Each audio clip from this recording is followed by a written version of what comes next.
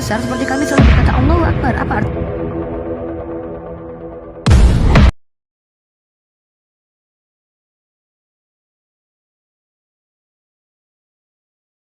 Hotel ini harganya cuma 200 ribuan dan di tengah kota Makassar. HP-nya ketinggalan.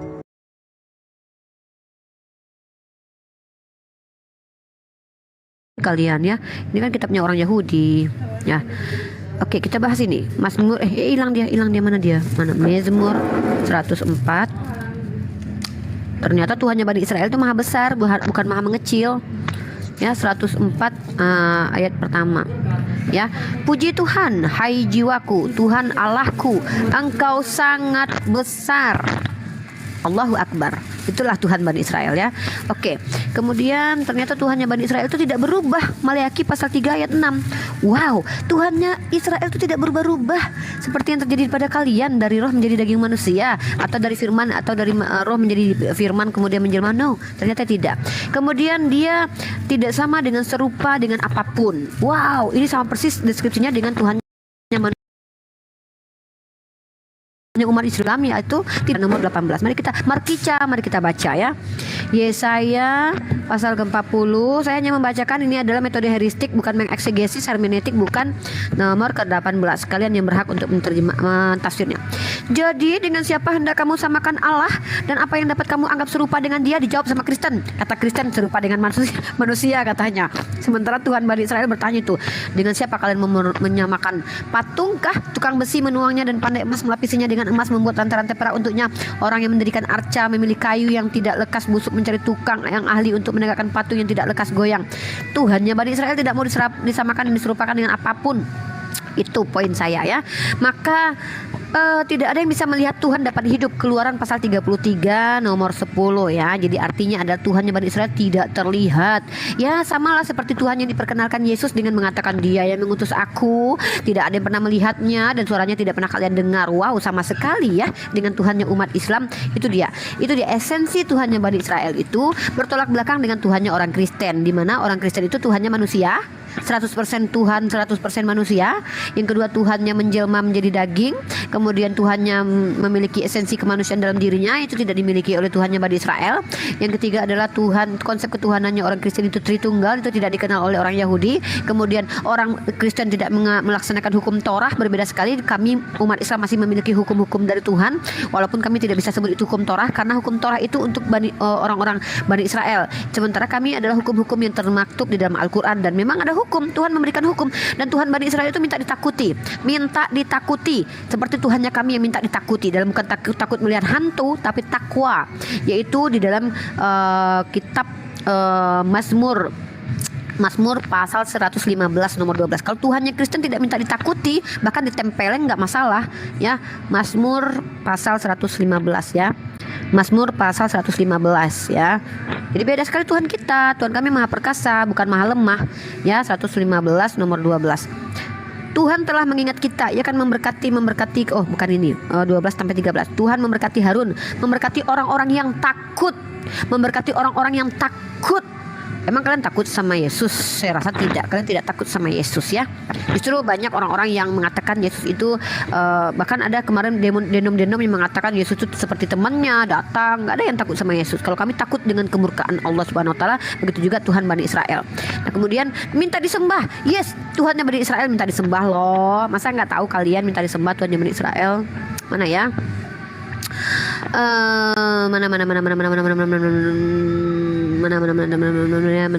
Oh ya, ini dalam Shemot ya, Ulangan pasal 6:13. Ulangan pasal 6:13 ya. Tuhannya Bani Israel minta disembah. Oh iya.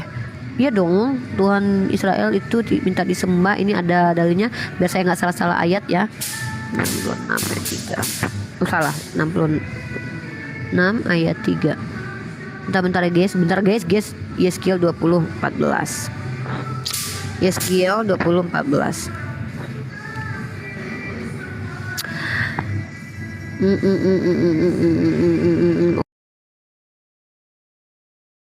Bentar, Ulangan 91. Bentar ya, sabar ya guys.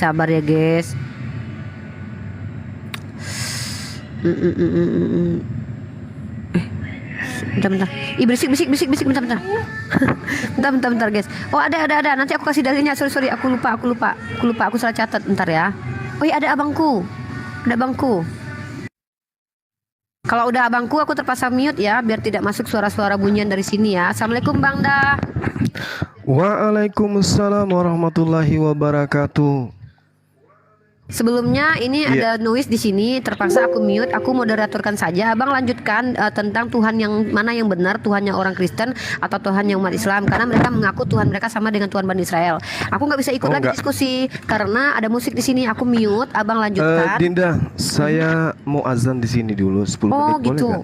boleh Boleh. Siap. Iya, cuman Nanti saya abang kasih lanjutin referensi ya. Ya kan? Bahwa Tuhan gila sembah itu tertera di dalam perjanjian baru, perjanjian lama itu lengkap. Jadi Tuhan kalau gila sembah wajar namanya Tuhan. Yang gila itu kalau manusia diajarkan untuk disembah gitu loh. Ya kan? Nah kalau ada yang mengatakan iblis juga minta disembah, oh iya pasti. Nah tinggal kita kemudian mencari kebenaran itu, yang mana yang iblis, yang mana ya Tuhan. Kan gitu. Iblis itu memang berjuta cara untuk menyesatkan manusia, termasuk menitip pesan. Nah, satu-satunya kitab yang iblis itu nitipkan pesan di dalamnya ya kitabnya teman Kristen, dengan mengajarkan merasuki manusia, kemudian menyembah Yesus, teriak-teriak bahwa Yesus adalah anak Tuhan dan seterusnya. Itu salah satu polanya. Silakan Dinda dilanjut dulu 10 menit, saya izin. Habis itu saya menetap di sini selama 6 tahun di Komal Antum. Siap, harus ya 6 tahun ya, ingat itu. Iya. Iya. Saya mau pindahkan dulu handphonenya biar tidak terdengar musik, biar YouTube juga tidak kena copyright. Bentar.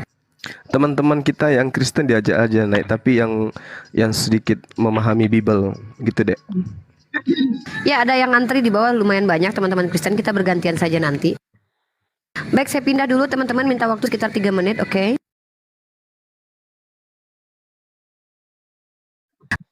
Aku sedikit untuk gurundaku, ya Allah, Masya Allah. Aku sedikit unik ya, untuk menunggu waktu. Boleh ya Uni? Silakan Bu. Oke ya, kalau di dalam Islam itu ya, di surah Al-Maidah di sini tertulis bahwa ini penggalannya ya, aku nggak baca lengkap ayatnya. Al-yauma, bismillahirrahmanirrahim. Al-yauma akmaltu lakum dinakum wa atmamtu alaikum wa atmamtu alaikum ni'mati wa raditu lakumul Islam madina. Artinya pada hari ini telah aku sempurnakan agamamu untukmu dan telah aku cukupkan nikmatku bagimu dan telah aku ridhoi Islam sebagai agamamu. Nah ini apa ya, pernyataan tidak Allah di dalam Al-Quran bahwa Islam itu diridhoi sebagai agama kami umat Islam ya. Tapi coba kamu tengok ya teman-teman Kristen. Adakah pernyataan Yesus seperti itu di dalam Bibelmu? Bahwa dia ikhlas atau dia ridho Kristen itu menjadi agamamu. Kristen itu tidak dikenali oleh Yesus loh, ya. Jadi itu perbedaan kita ya, saudara-saudara Kristen ya. Dan untuk mengangkat Yesus menjadi Tuhan itu sangat miris ya, karena di dalam Bible kita baca di Kisah Para Rasul 3:13, Allah Abraham, Ishak dan Yakub, Allah nenek moyang kita telah memuliakan hambanya Yesus ya. Dia hanya hamba bro. Hambanya Yesus yang kamu serahkan dan ditolak di depan Pilatus ketika ia memutuskan membebaskan dia. Dan kemudian kita kembali kepada Matius 2:10 ya. Siapakah orang ini dan siapakah orang ini dan orang banyak menyebut inilah inilah dia Nabi Yesus dari Nazaret di Galilea. Jadi kalau dia itu hamba, dia itu nabi, dia itu Mesias, bagaimana mungkin kamu naikkan derajatnya menjadi Tuhan, menjadi sembahan? Sementara apa kata Yesus ya, hidup yang kekal itu mengenal engkau satu-satunya Allah yang benar dan Yesus Kristus yang engkau utus. Sebab utusan itu adalah sebab utusan itu adalah menyampaikan firman Allah, karena Allah akan mengaruniakan rohnya yang tidak terbatas. Jadi setiap utusan itu diberi mukjizat ya, diberi kemampuan untuk bermukjizat. Itu atas izin Allah ya bro ya. Jadi karena Yesus banyak menunjukkan mukjizat, lantas kalian menaikkan levelnya menjadi Tuhan? Enggak Ya, semua nabi itu diberi mukjizat seperti Musa, Nabi Ibrahim, ya Nuh, Rasulullah Muhammad Sallallahu Alaihi Wasallam. Semua para utusan itu Izin Mbak diberi Ripa, mukjizat. izin Mbak Ripa. Oke, Bisa saya bicara? Bu Rahma izin. Iya. Bentar ya. Bu Rahma, terima kasih sudah selesai pemaparannya Bu Rahma. Pak Tommy jangan dipotong dulu sampai beliau selesai. Ya, silakan. Udah nggak apa-apa. Enggak, sebentar. Ini saya di sini Ini harus atur sudah formasi. diskusi, Bu Rahma. Izin Bu Rahma untuk mengerolling dengan teman kita yang lain di bawah karena saya mau meninggalkan Komal. Satu akan saya jadikan moderator dan dua akan jadi narasumber. Bang Zuma Oke, diantaranya. oke. Jadi Enggak, saya Tommy sebentar dan aja, Love. Mbak Ripa. Oke, Ripa silakan jangan Tommy. cabut dulu. Silakan Tommy. Enggak, saya nggak cabut. Saya tetap memantau kok. Nah, Oke. Nah, Terima kasih Bu begini. Rahma. Pengertian Esa ala Israel dan Esanya ala Muslim perlu dilihat. Dalam bahasa aslinya itu ala Israel itu ehad. Apa artinya ehad itu? Perlu kaum muslim pelajarin dulu terlebih dahulu. Kemudian saya mau memaparkan satu firman Tuhan dalam 1 Timotius 2 ayat 5 dikatakan, karena Allah itu Esa Ini dan saya izin Esa sholat dulu pula ya. dia Maaf. yang menjadi Tetap di sini atau pengantara turun, antara Bang? Turun aja nggak apa-apa Uni, agak lama sholatnya saya. Oke, thank you Bang Farhan. Soalnya Silakan. ditunggu Ukti Lona juga di parkiran soalnya. Siap. Lanjut. Halo. Lanjut Pak Tommy, lanjut.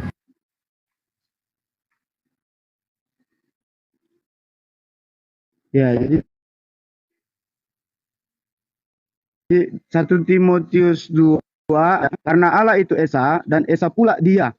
Dan Esa pula dia yang menjadi pengantara antara Allah dan manusia, yaitu manusia Kristus Yesus. Nah, jadi tolong dipelajari dulu Ehad dan Esa bagi Allah Israel dan Allahnya Muslim. Terima kasih. Saya juga izin karena saya juga mau makan siang. Terima kasih. Tuhan Yesus memberkati. Salam. Oke, thank you Pak Tommy. Jangan nanti jangan lupa untuk berkunjung ke sini lagi untuk membahas apa yang sudah Anda bawa ke sini. Bang Nevlos, Assalamualaikum. Izin untuk meminta Bang Nevlos sebagai moderator memandu diskusi antara Bang Zuma dengan teman-teman Kristen. Saya juga ada kesibukan pekerjaan. Saya kan banyak memute ya karena sudah ada Bang Zuma di sini. Maka Bang Zuma tadi sedang sholat. Saya akan memberikan 3 tempat untuk khusus Kristen dan saya hanya meletakkan Bang Nevlos dengan Bang Zuma saja di sini. Jadi buat teman-teman muslim jangan berusaha untuk naik ya. Saya tidak akan naikkan kecuali Kristen. Saya sapa dulu. Kita atur dulu siapa yang berdiskusi pada siang kali ini. Ingat teman-teman muslim tidak perlu ditambahi lagi muslimnya. SOP muslim non muslim. Non muslim. Oke, Anda ikut berdiskusi dengan Bang Zuma dan Bang Nevlos. Oh, yang lain aja dulu. Mau lihat materi dulu. Oke, materinya adalah tentang pembuktian siapakah di antara kita yang menyembah Tuhan yang benar. Baik. Ikut standby. Ya, standby. Oke, Love Grace standby dengan kita di sini. Anda berdiskusi dengan Bang Nevos dan Bang Zuma. Iya. Bagaimana? Saya mau menjawab itu. Ya, tunggu. Kita bentuk formasi dulu, biar enak. Oke, Anda berdiskusi dengan Bang Zuma dan Bang Nevos. Bang Nevos juga sekaligus jadi moderator juga ketika saya tidak ada. Sepakat? Love Grace, tema kita adalah pembuktian di mana di antara kita ini siapa yang menyembah Tuhan yang benar. Love Grace, sepakat? Ya. Melki, apakah Anda sepakat untuk berdiskusi dengan Bang Zuma dengan Bang Nevos juga tentang siapakah yang menyembah Tuhan yang benar? Melki, jika Anda tidak sepakat, banyak teman-teman Kristen yang ingin menggantikan posisi Anda di bawah. Melki, 2 kali lagi saya panggil Anda, kalau tidak saya turunkan. Melki, oke, saya turunkan ya. Saya hanya ingin mengisi slot-slot yang memang untuk orang-orang yang mampu berdiskusi, bukan orang-orang yang berdiam diri atau menjadi patung bahkan menjadi berhala di sini. Terima kasih. Oke, Nathan muslim non muslim? Tadi ya? Ini Pak Nathan tadi ya? Iya.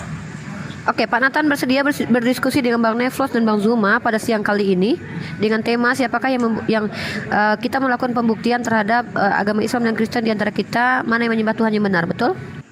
Betul, silakan. Bersepakat? Oke.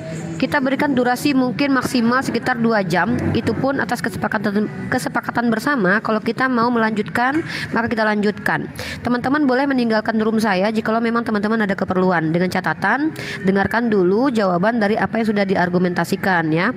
Dan teman-teman juga boleh meminta saya menurunkan untuk mengganti dengan teman-teman lainnya. Ingat, 3 slot kosong diisi oleh Kristen dan 2 slot Muslim sudah cukup, dan teman-teman Muslim tidak perlu untuk meminta naik lagi karena tidak akan pernah saya naikkan ya.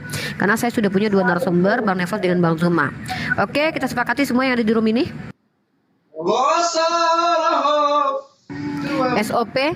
SOP bisa di-mute. Ketika Anda tidak berbicara tolong di-mute. Oke, baik teman-teman yang ada di bawah semua, Bang Zuma sedang sholat ya. Kita berikan waktu kurang lebih ngobrol-ngobrol dulu antara Bang Neflos dengan Pak Nathan, Pak SOP dan Pak Love Grace. Kita saling kenal dulu. Silakan Bang Neflos saling berkenalan dulu sebelum Bang Zuma datang untuk memaparkan atau masuk ke dalam ranah diskusi. Silakan Bang Neflos. Oke, terima kasih. Assalamualaikum. Nerifa, Sensei Juma, Bro Nathan, Bro SOP, Love Grace.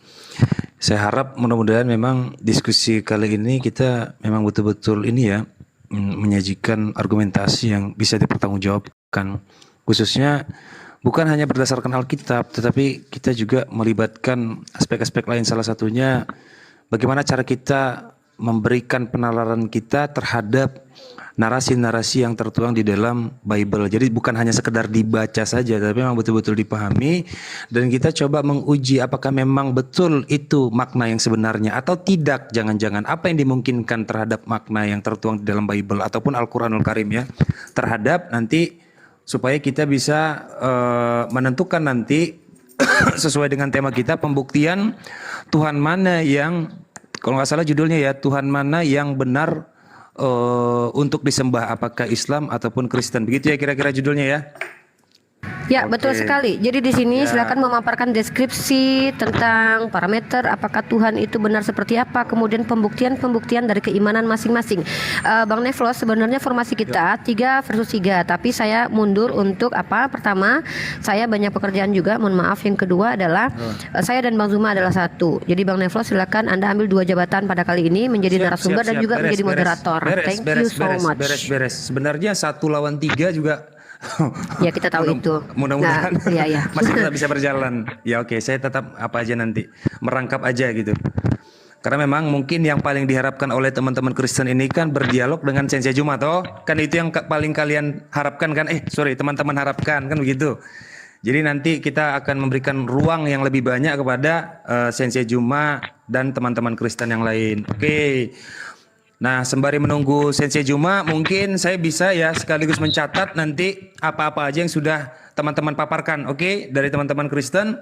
Silahkan mungkin siapa yang mau memulai lebih dulu, dari Bro Love Grace atau SOP, atau mungkin siapa nih, Nathan. Silakan. Saudara-saudaraku yang terkasih, silahkan. Saya ya. Ya, Saya dulu tapi ya. mohon maaf nanti dibatasi waktunya ya, jangan terlalu lama. Takutnya nanti teman kita lama pula lagi menunggu kan gitu. Menunggu giliran. Oke? Sebenarnya Silahkan Pak, silahkan. Oke, sebelumnya saya sampaikan Dr. Ali jadwal praktik Anda sekitar 2 jam lagi nanti ya. Sekarang Dr. Zuma praktik di jam ini. Silakan standby dulu Dr. Ali. Silakan Dr. Neflos. Ya. Oke, silakan.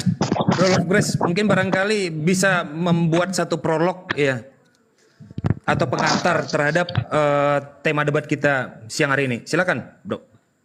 ya, ini sudah berlanjut agak lama. Jadi saya sebenarnya tadi mau menjawab dengan Pak Farhan itu, namun dia udah pergi karena dia mengatakan bahwa Yesus dengan kita sama saja.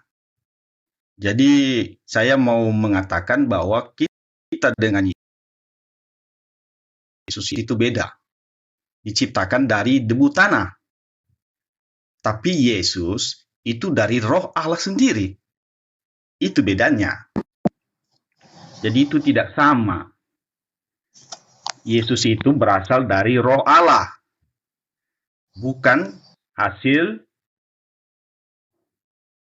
suami istri. Itu perbedaannya. Ya. Jadi sayang dia sudah pergi. Jadi dia mengatakan, kenapa kalian sembah? Yesus itu memang tidak pernah minta untuk disembah. Ya, karena dia tahu bahwa semua orang yang mendengarkan dia pada saat itu menyembah Allah yang esa. Dan Yesus itu datang ke dunia itu, ya, dia datang ke dunia sebagai firman. Bukan maksudnya ayat berapa, tapi dia sebagai Roh Kudus yang menyampaikan firman kepada manusia. Mohon maaf Pak Love Grace, mungkin bisa dispesifikkan lagi ya, karena begini, saya tidak mau ada cara-cara yang bisa nanti di sini ada kegiatan sulap menyulap kan begitu, atau sihir menyihir kan begitu, atau mungkin tarian-tarian lidah. Jadi tadi yang saya perlu garis bawahi adalah Bro Grace bilang kita berbeda dengan Yesus dari sisi penciptaan. Coba tolong lebih spesifik lagi, karena setahu saya bukan hanya kita, ada 4 kategori manusia yang asal penciptanya itu berbeda semua. Pertama Yesus, yang kedua Adam, yang ketiga adalah Hawa, yang keempat adalah Habil. Yesus dari firman, Adam dari tanah, Hawa dari tulang, Habil dan Habil itu dari cairan. Nah, 4-4-nya ini beda semua nih. Belum lagi Melkisedek nanti dari udara, dia nggak tahu, dari kekosongan dia diciptakan karena dia tidak berbapa dan tidak beribu. Begitu. Nah, jadi coba tolong dispesifikkan supaya nggak ada lagi kita sulap menyulap. Kita langsung on point aja, straight to the point. Silakan, Bro. Ini tidak menyulap. Yesus itu berasal dari Roh Allah. Itu aja. Makanya dia berbeda dengan manusia yang lain. Oke, sudah? Nah, Sudah dia, Pak Grace? dengar. Ya. Dialah firman. Bukan maksudnya ayat berapa, tapi dialah yang menyampaikan firman kebenaran itu. Oke. Sehingga orang yang percaya kepada firman yang telah dia beritahukan itu, Ya. maka itulah yang menjadi orang yang selamat. Oke, siap. Percaya, dengar dulu. Iya. Enggak, mohon maaf Pak Grace, yang saya minta tadi prolog ya atau pengantar gitu. Pengantar. Jadi supaya nanti kita bisa mengembangkan diskusi kan gitu ya. Oke, mungkin cukup sampai di sini dulu Pak Grace kan. Waktu kita terbatas gitu. Ya, saya serahkan kepada Bro SOP. Halo, monitor, Bro. Monitor, Bro. Baik. Ya, silakan Bro. Baik. Disampaikan langsung Bro prolognya atau pengantarnya Bro untuk mengawali diskusi. Silakan Bro. Izin tadi materinya bisa diulang lagi untuk host biar jelas. Iya, judul singkatnya adalah siapakah yang menyembah Tuhan yang benar, Islam atau Kristen? Itu judulnya tadi. Siapa Tuhan yang paling benar ya? Siapakah? Iya itu mungkin. Ya gitu. Silakan Bro. Untuk menjawab Bisa. ya saya langsung ya. Karena di Alkitab kami tertulis di Yesaya, Israel hambanya Tuhan. Kalau di sini untuk ayatnya, tetapi engkau hai Israel hambaku ya hai Yakub yang telah kupilih keturunan Abraham. Engkau yang telah kuambil dari ujung-ujung bumi dan yang telah kupanggil dari penjuru-penjurunya. Aku berkata kepadamu, engkau hambaku, aku telah memilih engkau dan tidak menolak engkau. Mungkin untuk Allah kami yang benar ya, kami dari sisi Abraham kami ambil dan keturunan Yakub. Kalian juga kan punya Abraham juga. Ya.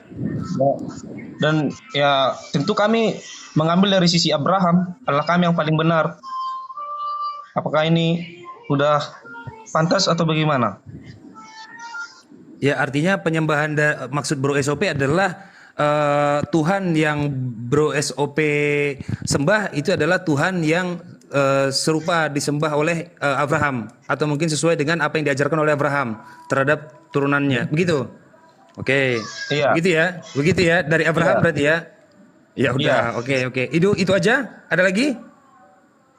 Dan untuk Yesus, Ya. bisa saya tambah ya. Ya. Silakan Bro. Bentar dulu ya. Udah saya catat. Ya. Atau butuh waktu dulu mencari? Biar langsung kita lempar ke Bro Nathan. Iya. Baik. Ya, halo Bro Nathan, monitor Bro Nathan. Ya. Ya, silakan Bro, pengantarnya Bro untuk mengawali diskusi. Ya, Siap. teman-teman di room Mbak Rifa. Selamat siang ya semua ya. Ya. Salam buat teman-teman Kristiani. Nah, jadi kita mau bicara tentang esensi Tuhan. Makanya kita sebelum berbicara keselamatan, sebelum kita berbicara tentang beramal, sebelum kita berbicara tentang sunat, sebelum kita berbicara tentang puasa, kita harus memahami dulu, jangan sampai salah. Kita melakukan semua itu tak guna katanya. Nah, makanya hari ini saya lebih tertarik kepada bagaimana kita sebagai tim, sebagai ini sebentar ya, ada yang lewat sebentar. Tenang. Tenang Ya, untuk kebetulan- teman-teman Kristen. Tenang. Ya. Kita belum memulai diskusi, kita hanya membawa pengantar saja dulu. Jadi tolong dipersiapkan mentalnya dan datanya. Tenang ya, Ya, teman-teman semua. kebetulan, Silakan, Bro. Nah, jadi kita di sini ya, membahas secara detail seperti apa, dan itu yang harus kita jelaskan sesuai yang kita miliki. Makanya saya lebih tertarik kita jelaskan sesuai iman kita saja. Nah, kebanyakan teman-teman muslim, polemikus muslim, dia lebih tertarik menyelidiki Tuhan agama lain, kan begitu. Nah, jadi hari ini saya lebih kepada bahwasannya yang saya mau jelaskan ya dari Alkitab bagaimana. Mohon maaf saya ya, akan angkat. mohon maaf harus saya tegaskan, kalau seandainya saya menghendus ada kalimat, kata, diksi, frasa, term atau apapun itu yang berbau-bau ya, yang berbau-bau penghujatan, maka siap-siap bokongnya akan saya tendang. Perhatikan ya, siapapun itu nanti. Jadi sebisa mungkin jangan membawa narasi-narasi yang memang bisa menimbulkan konflik justru dalam diskusi ini. Bukan tidak sopan, itu tidak masalah memang, cuman kan kita mau supaya diskusinya berjalan dengan lancar, kan begitu ya? Ya, karena Neflos paling ahli untuk ngerosting Tuhan orang gitu. Jadi tolong jangan diciptakan suasana yang kayak begitu. Bang Neflos Silakan, Bro. sudah punya kendali Sudah. untuk memblokir akun ya. Bang Neflos sudah jadi moderator. Sudah. Penciuman saya tajam ini. Saya insting binatang saya kuat soalnya. Tenang aja, Bunda Rifa. Beres itu. Udah, silakan Bro Nathan dilanjutkan. Itu Jumanya kok apa ya tidak muncul. Jangan hiraukan beliau itu. Jangan hiraukan paparan Anda dulu. Kalau yang lain jangan dihiraukan. Silakan. Ya, oke. Nah, jadi tadi saya kebetulan saya ada tim kerja juga yang teman muslim kan, saya tidak mau apa juga ya, secara apa. Oke, sekarang saya mau lebih detail lagi, saya mau jelaskan. Itu kehebatannya kami orang Kristiani. Pencipta Kristiani, tokoh Kristiani itu adalah orang Israel, bro. Orang Israel asli, original, Yesus Kristus. Termasuk juga Paulus, yang adalah Saulus, Rabi Yahudi, bukan main-main, bukan tanggung. Nah, kalau tadi Umi Rifa, saya mau tanggapi tadi sebenarnya ada beberapa yang saya tanggapi. Terjeda. Bro Nathan terjeda, dan mohon maaf Pak Grace Ya. atau Bro SOP, Ya, oke. kalau Halo. Anda belum diberi waktu untuk berbicara atau belum gilirannya untuk berbicara, mohon di-mute ya. Mohon di-mute. Ya. Begitu. Kalau nggak bisa di-mute akunnya atau dicekik dulu lehernya supaya tidak ada suara-suara gangguan-gangguan apapun ya. Mohon maaf nih. Silakan Bro Nathan lanjutkan. Pak Grace tolong di-mute itu mic-nya. Silakan Bro. Tadi Umi Rifa tadi mengatakan bahwasannya sebentar saya baca dulu ya. Tadi kalau saya pindah ke sebelah. Oke, silakan suara saya dipersiapkan tidak- dulu. Iya. Silakan Ya, teman-teman tidak kedengaran dipersiapkan ya. dulu datanya. Saya mau tanya dulu sama Sensei Juma. Sensei Juma monitor Sensei. Os. Ya, jadi mohon maaf Sensei sebelumnya untuk membuat kata pengantar dari diskusi, teman-teman Kristen mungkin sedang mempersiapkan bahan. Saya juga nggak tahu apakah bahan yang kurang atau mungkin pengetahuan yang minim. Saya nggak tahu. Jadi silakan Sensei dipaparkan mungkin untuk mengawali diskusi kita. Silakan Sensei. Baik. Sudah tahu Sensei judulnya? Siap. Jadi ini Siap, terkait siap. dengan apakah Tuhan Islam atau Tuhan Kristen yang benar, ya sembahannya Kristen. Nah, tadi sebelum saya pamit ada yang membahas tentang kata ahad atau echad. Jadi gini, ini adalah kebetulan ranah saya untuk mengkaji ini. Bismillahirrahmanirrahim. Assalamualaikum warahmatullahi wabarakatuh. Semangat siang pada teman-teman sekalian. Jadi kalau kita berbicara mengenai Tuhan yang benar, itu sudah pasti ahad, sudah pasti ehad. Itu jelas itu. Al-Quranul Karim menjelaskan Qul huwallahu ahad. Nah sekarang poinnya adalah apa ahad itu? Ya, apa ahad itu? Baik dalam perspektif Islam maupun dalam pemahaman orang Yahudi. Karena jelas di dalam kitabnya orang Yahudi berbicara mengenai ahad itu mereka lebih utama dan lebih duluan mengajarkan itu. Itu jelas itu. Bagaimana kemudian Islam mengajarkan Tuhan itu ahad dan orang Yahudi mengajarkan Tuhan itu ehad. Yom ehad, hari pertama. El maqam ehad, pada satu tempat. El basar ehad, untuk satu daging. Nah, artinya gini, ketika Al-Quranul Karim menelaah lebih jauh, memaparkan lebih jauh tentang keberadaan Allah Subhanahu wa taala. Contoh misalnya dalam Al-Qur'anul Karim dalam surah Al-Mu'minun ayat 99. Allah Subhanahu wa taala menerangkan dirinya. Bismillahirrahmanirrahim. Hatta idza jaa ahadahumul maut rabbir. Demikianlah kata keadaan orang-orang kafir. Hingga apabila datang kematian kepada seseorang. Jadi ahad itu merujuk kepada konteks di mana muatannya itu satu, tidak berbagi, lalu kemudian tidak terurai, tidak membelah diri, tidak berubah. Kematian pada seseorang. Hatta idza jaa ahadahumul maut. Seseorang artinya merujuk kepada satu oknum, tidak ambigu dan seterusnya. Jadi di ayat itu jelas sekali menerangkan adanya kata ahaduhum atau ahadahumu, seseorang dari mereka. Nah ini poin pertama yang harus dipahami oleh teman-teman. Ada kata ahadin, ahadan, ahadah, yang mana artinya itu adalah seseorang. Lalu kemudian di dalam surah Al-Haqqah ayat 49, Allah Subhanahu wa taala juga menerangkan, "Fama minkum min ahadin." Ahadin ini merujuk kepada makna seorang. Maka tidak seorang pun dari kamu. Artinya seorang itu adalah makhluk tunggal yang tak terbilang, yang tak terpecah, yang kemudian tidak tersekutu atau bersekutu dengan makhluk lain. Dalam arti kata satu pribadi, dua hakikat, atau satu hakikat, dua pribadi atau lebih. Ini Al-Quran. Al-Quran yang menerangkan itu. Bahwasanya ahad dalam hal ini adalah makna yang kemudian tidak terpecah. Ahad betul-betul ahad. Ibarat kata seorang itu tadi. Makanya dikatakan ahadukum, ahadakumu, seseorang dari kamu. Seseorang artinya bukan dua orang, apalagi lebih.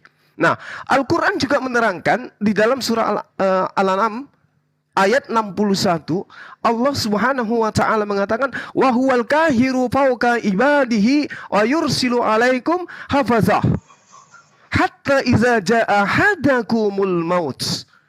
Sehingga apabila kematian datang kepada salah seorang. Jadi selalu tunggal dia. Ketika berbicara tentang ahad, selalu tunggal. Ahadakumu itu merujuk kepada seorang dari kedua orang. Atau dari kalian. Ini fakta di dalam Al-Quranul Karim. Nah kembali, sekali lagi 1 menit. Kalau kita merujuk kepada kitabnya orang Yahudi, ketika Allah berbicara, Tuhan berbicara tentang dirinya, Kejadian 1 nomor 5, Yom Echad, hari pertama, itu tidak ada. Kemudian hari pertama itu terbagi lagi. Oh ini hari pertama, nanti akan membelah diri, itu enggak. Sama ketika dalam Kejadian 1 nomor 9, El Maqam Echad, pada satu tempat, itu enggak terbagi-bagi. Kejadian 2 nomor 24, Le Basar Echad, untuk satu daging. Jadi dia terbagi-bagi. Jadi apa yang dipahami umat Islam kemudian terkait dengan esensi Tuhan itu wajib hukumnya ehad, gak terbilang. Jadi gugur Kristen di sana. Sementara kenapa saya katakan gugur? Karena ketuhanan dalam konsep Kristen itu ternyata yang ehad itu bisa memecah diri. 1 poin terakhir dari saya. Coba Anda buka di dalam Kejadian 42 nomor 11. Di situ dikatakan Benei ish ehad. Benei ish ehad artinya anak-anak satu ayah. Jadi ayah ini satu. Tidak mungkin anak-anak ini memiliki dua ayah. Inilah esensi kata ehad dalam bahasa Ibrani yang kesesuaiannya bersama dengan kata ahad di dalam Al-Quranul Karim. Benei ish echad, anak-anak dari satu ayah. Atau silku mikim echad, utuslah darimu seorang. Tidak menjadi dua orang, tidak menjadi dua ayah, atau dua Tuhan. Demikian sementara, silakan. Ya, terima kasih Sensei.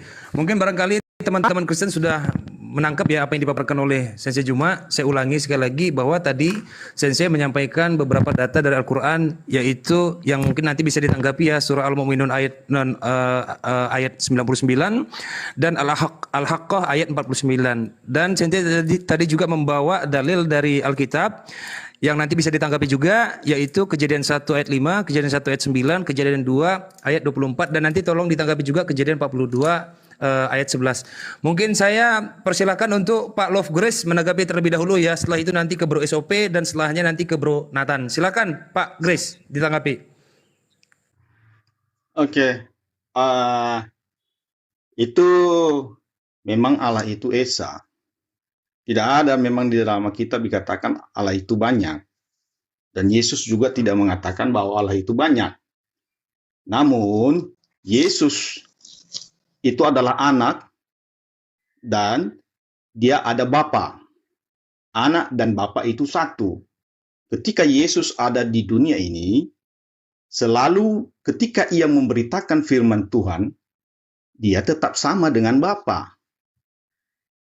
Jadi, kalau dia mengatakan supaya dia disembah, nggak ada dibilangnya dia disembah, karena dia satu dengan Bapa.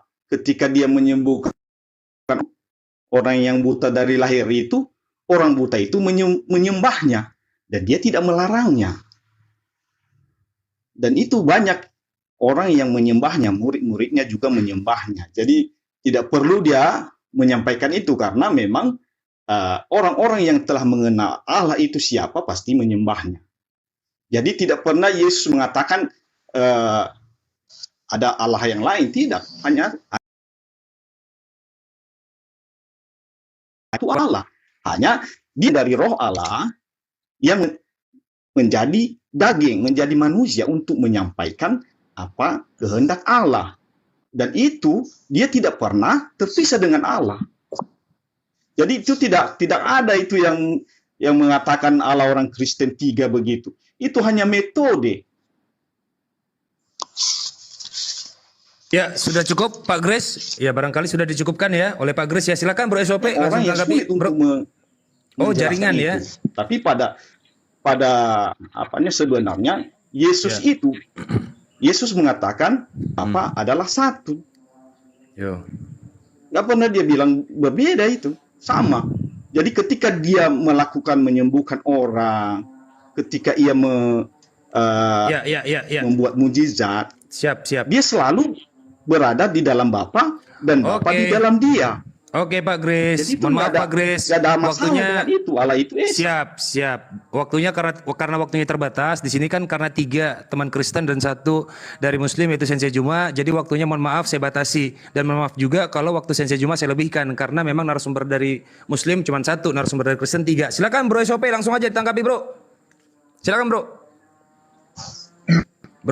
Baik. Terima kasih untuk Bang Juma. Di sini saya harus menjelaskan dulu Bang, kenapa Yesus itu adalah kami. Karena ini Yesus ini adalah juga silsilah dari anak Daud. Sedangkan Daud adalah anak Abraham. Dan di mana Abraham juga memperanakkan Ishak atau anaknya Yakub, anakan Yakub. Dan di sini juga Bang Juma, karena Yesus itu adalah utusan Allah. Di mana Yesus kami juga mempunyai banyak mujizat. Mujizatnya itu adalah salah satunya di mana Yesus menyembuhkan orang tuli dan menyembuhkan banyak mujizat, dan menyembuhkan orang kusta dan membangkitkan yang mati. Apakah ini Yesus untuk kalian tidak Allah? Karena dia sudah membuat mujizat dan dia juga diurapi. Setelah diurapi dia juga dimuliakan. Dan di hari penghakiman Yesus disalibkan untuk menebus dosa manusia. Nah, dan apakah Yesus untuk kalian itu tidak Allah? Baik, kalian dulu harus menjawabnya. Oke. Terima kasih. Oke, siap. Terima kasih Bro SOP. Silakan Bro Nathan. Ditanggapi Bro Nathan. Halo. Ya, siap. Silakan. Jadi kalau kata ehad atau ahad itu memang satu. Tapi satu bukan berarti absolut. Absolut satu picis. Seperti guli atau bola atau pohon tiang listrik. Ehad bukan begitu. Makanya dalam tadi buka ayat Alkitab tadi ada kata ehad dalam Kejadian ya. Antara lain Kejadian 1 ayat 5 juga ada di situ disebutkan kata ehad. Di mana hari pertama di situ ehad juga. Hari pertama itu apa? Hari pertama itu ada siang, ada pagi, ada malam kan, kompleks dia. Jadi bukan absolut satu picis gitu. Artinya tidak bisa sama sekali gerak-gerak kayak yang disebutkan Juma. Mohon maaf Bro Nathan tadi ada bilang ea gitu, maksudnya gimana? Maksudnya apa itu? Itu apa tadi? Tadi oh siap. Berarti saya salah dengar. Soalnya tadi saya dengar ada kata ea gitu. Maksudnya, saya kira ngecek tadi. Silakan bro. Oh saya bisa ini tuh Juma sering jumpa lah dengan saya. Mungkin Anda baru kali ini ya. Jadi kata ehad atau ahad, esa sih iya, tunggal iya. Tapi tunggal bukan berarti absolut tunggal tok gitu, tak berdaya gitu, bukan. Bahkan ahad juga versi Arab ya. Nah sekarang manusia ini juga ehad, terdiri dari nafas dan jiwa, ruah. Ehad sih saya ehad. Tapi ehad kita bukan absolut tok gitu, satu gitu bukan. Nah jadi kalau kita mempelajari esensi Tuhan, sebenarnya kalau kita nggak mau ngotot-ngotot ya sama-sama ingin belajar ya sebenarnya nggak ada bertentangan. Nah kalau konsep ehad itu kelas satu picis juga saya rasa teman-teman muslim berarti Tuhan itu nggak maha kuasa, nggak maha hadir dong. Dia nongkrong aja di arsinya sana duduk. Nah jadi makanya tadi saya pertanyakan ketuhanannya Islam dengan kami, dengan Yahudi sama apa kagak gitu loh. Kalau kami ya jelas real ya, Yesus Kristus orang Yahudi original. Dan kami pengikut Yesus. Kristen itu artinya pengikut Yesus. Kadang ada teman muslim bertanya, di mana Yesus mengatakan mendirikan Kristen? Gimana sih, lucu. Sama seperti katakan orang sekolah di SMK Negeri 7. Di mana dikatakan di situ kalau kalian adalah karena SMK Negeri 7 atau kalian adalah pengikut SMK Negeri 7, tanpa dikatakan mereka pengikut SMK Negeri 7, ya mereka memang udah SMK pengikut SMK Negeri 7, belajar di sana gitu. Nah, kami kan Kristen. Kristen artinya follower Jesus. Pengikut Yesus. Itu arti Kristen. Ini bolak-balik itu di YouTube itu dipertanyakan. Padahal sangat simpel sih sebenarnya pemahamannya. Nah, jadi Yesus Kristus, kita tadi Bu Ripa ya, Mbak Ripa mengatakan 1 menit bukan, lagi ya. Ya, itu bukan kitab kalian. Enak aja. Itu kitab kami Bu Ripa. Perjanjian Lama. Itu kitab kami. Paulus itu rabi Yahudi, Yesus itu juga belajar Yahudi, belajar Torah, dan dia pendiri malahan. Itu kitab kami Perjanjian Lama. Justru Yesus datang menggenapi yang ada di situ, dan kegenapan itu Yesus Kristus. Nah, jadi makanya kalau kita itu iman kami, nanti tugas Muslim menjelaskan apa kaitannya Islam dengan Allahnya Israel. Tadi Rifa mengatakan bahwasannya mereka juga menyembah Tuhannya Israel. Berarti semua Islam di Rum ini harus setuju Anda sembahyang itu menyembah Allahnya, Elohimnya Israel. Makanya Anda boleh juga berdoa sekali-sekali ya Adonai Elohim. Boleh dong. Kalau memang sama seperti klaimnya, narasinya Mbak Rifa ya. Oke, harusnya cukup. begitu. Oke, terima kasih. Saya garis bawahi ya, Sensei ya, sebelum itu ya. Poin yang saya catat dari Love Grace itu adalah Yesus tidak terpisah, Bapa adalah satu. Poin dari Bro SOP adalah Yesus memiliki banyak mukjizat sehingga dia dituhankan. Poin dari Bro Nathan, satu yang saya garis bawahi, Perjanjian Lama adalah milik Kristen. Silakan Sensei Juma ditanggapi. Oke, baik. Silakan Sensei. Baik Dinda. Jadi yang pertama terkait dengan seruan teman-teman yang mengatakan bahwasanya Kristen itu berasal dari Yahudi. Itu dulu. Memang betul. Kristen itu wajib hukumnya dari sana. Dari orang Farisi. Dari ahli Taurat. Karena memang Yesus menubuatkan. Di dalam Matius 23 nomor 15. Celakalah engkau wahai ahli Taurat. Wahai orang Farisi. Wahai orang munafik, engkau menjelajahi daratan, menyeberangi lautan untuk mentobatkan orang masuk ke agamamu menjadi orang neraka dan 2 kali lebih jahat daripada engkau. Dan ternyata orang Farisi ini adalah Paulus. Kisah Para Rasul 23 nomor 6. Jadi wajib hukumnya agama Anda itu dari sana. Itu poin. Tapi yang Anda harus sadari adalah Yesus ketika datang kepada Bani Israel, murid-muridnya diminta agar waspada kepada pendiri agama saudara. Nah ini yang harus menjadi catatan buat saudara saya. Saya berpindah terkait dengan kata ahad atau ehad. Sebenarnya Kristen itu sadar Tuhan mereka itu tidak ahad. Tuhan mereka itu tidak ehad. Oleh karena akalnya disetting oleh Tuhan untuk mengetahui bahwa Tuhan itu cuma satu, maka yang 3 dipaksakan menjadi satu. Yang 3 dipaksakan menjadi satu. Apa pembuktiannya? 1 Yohanes 5 nomor 7. Ternyata di surganya Kristen itu ada 3 yang bersaksi. Berarti ada 3 pribadi. Ada 3 entitas yang berdiri sendiri, di mana kesaksiannya antar pribadi satu dan pribadi yang kedua dan ketiga itu adalah berbeda. Mereka sama-sama berdiri sebagai saksi yang punya otoritas yang sama. Berarti 3. Tapi kemudian dipaksa menjadi satu. Kecuali teman-teman Kristen di sini mampu kemudian memberikan data ehad atau ahad artinya adalah satu kesatuan, maka saya katakan Kristen menyembah esensi yang sama dengan yang disembah oleh Bani Israel dan juga Bani Ismail. Tapi Anda tidak akan menemukan itu.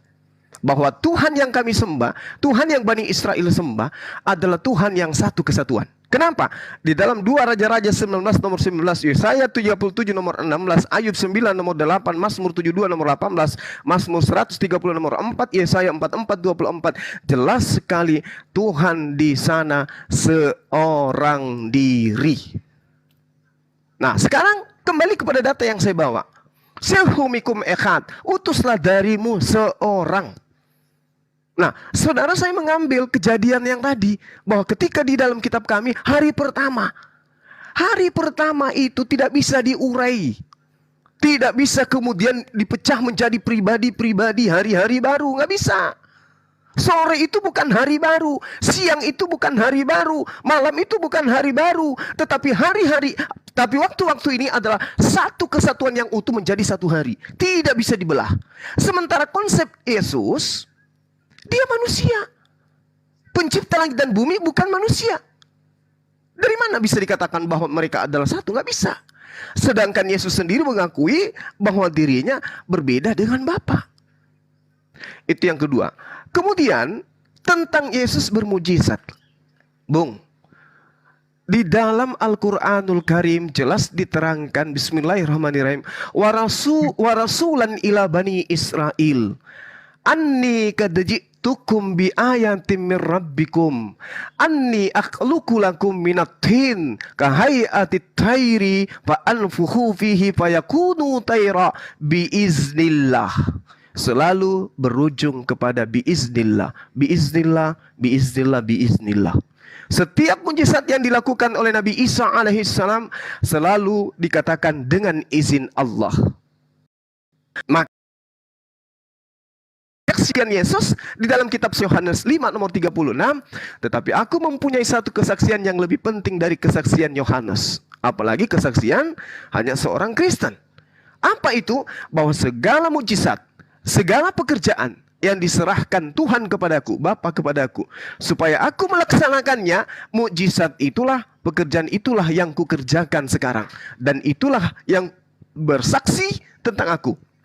Pekerjaan itulah yang bersaksi tentang aku. Mukjizat itulah yang bersaksi tentang aku, bahwa Bapa yang telah mengutus aku.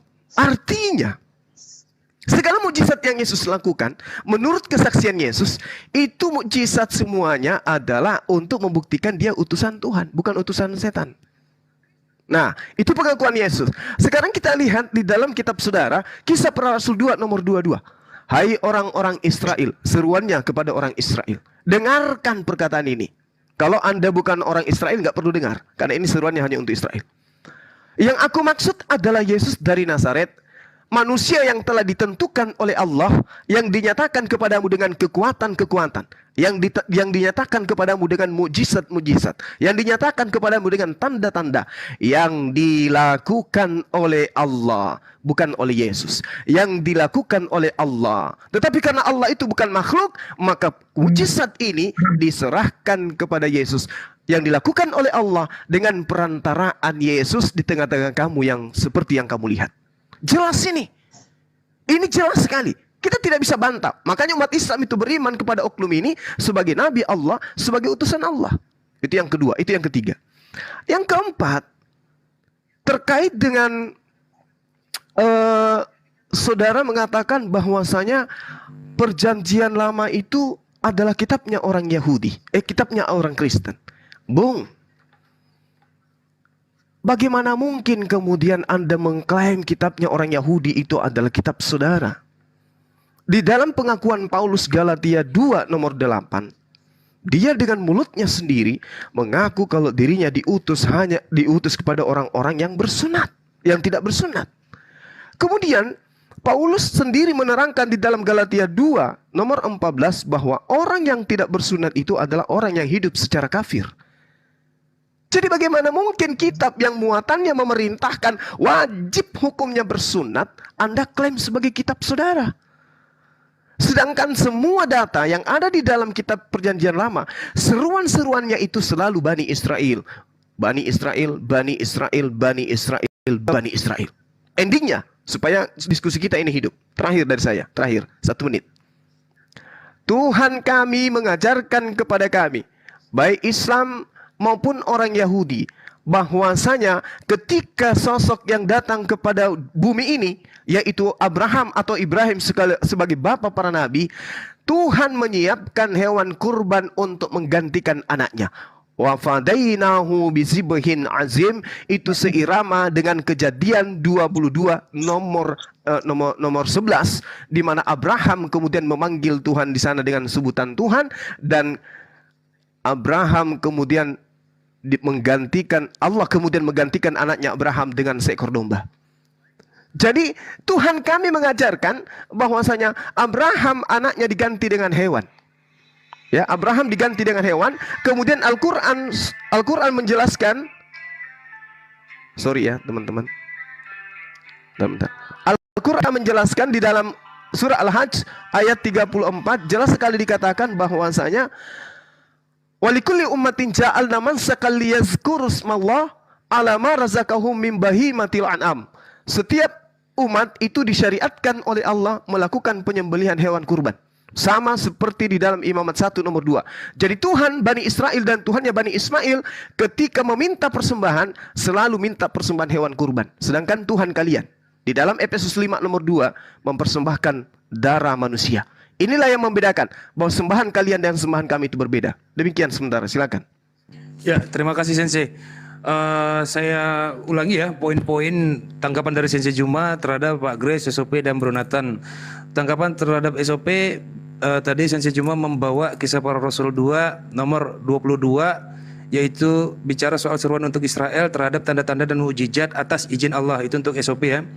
Lalu kemudian untuk tanggapan untuk Pak Grace bahwa Pak Grace mengatakan Yesus tidak terpisah, tetapi di situ ada di dalam 1 Yohanes 5 nomor 7 3 saksi di sorga. Itu tadi yang Bro Sensei Juma bawa datanya. Dan saya ingatkan untuk teman-teman Kristen juga sebisa mungkin membawa data ya. Jangan yang sekedar paparan-paparan hasil terjemahan mandiri atau tafsir mandiri, tapi kalau bisa dibawa data-data dari Bible.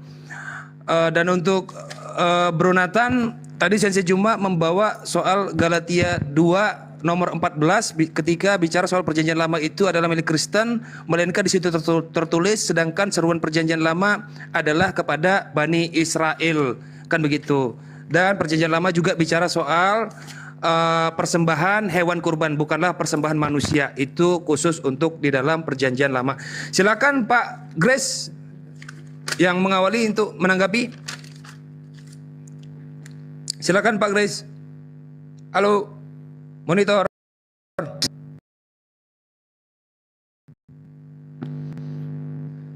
Oh, lagi nggak di layar. Silakan Bro SOP.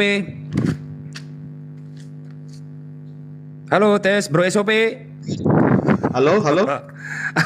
Halo. Ya. Silakan Pak Grace ditanggapi. Silakan.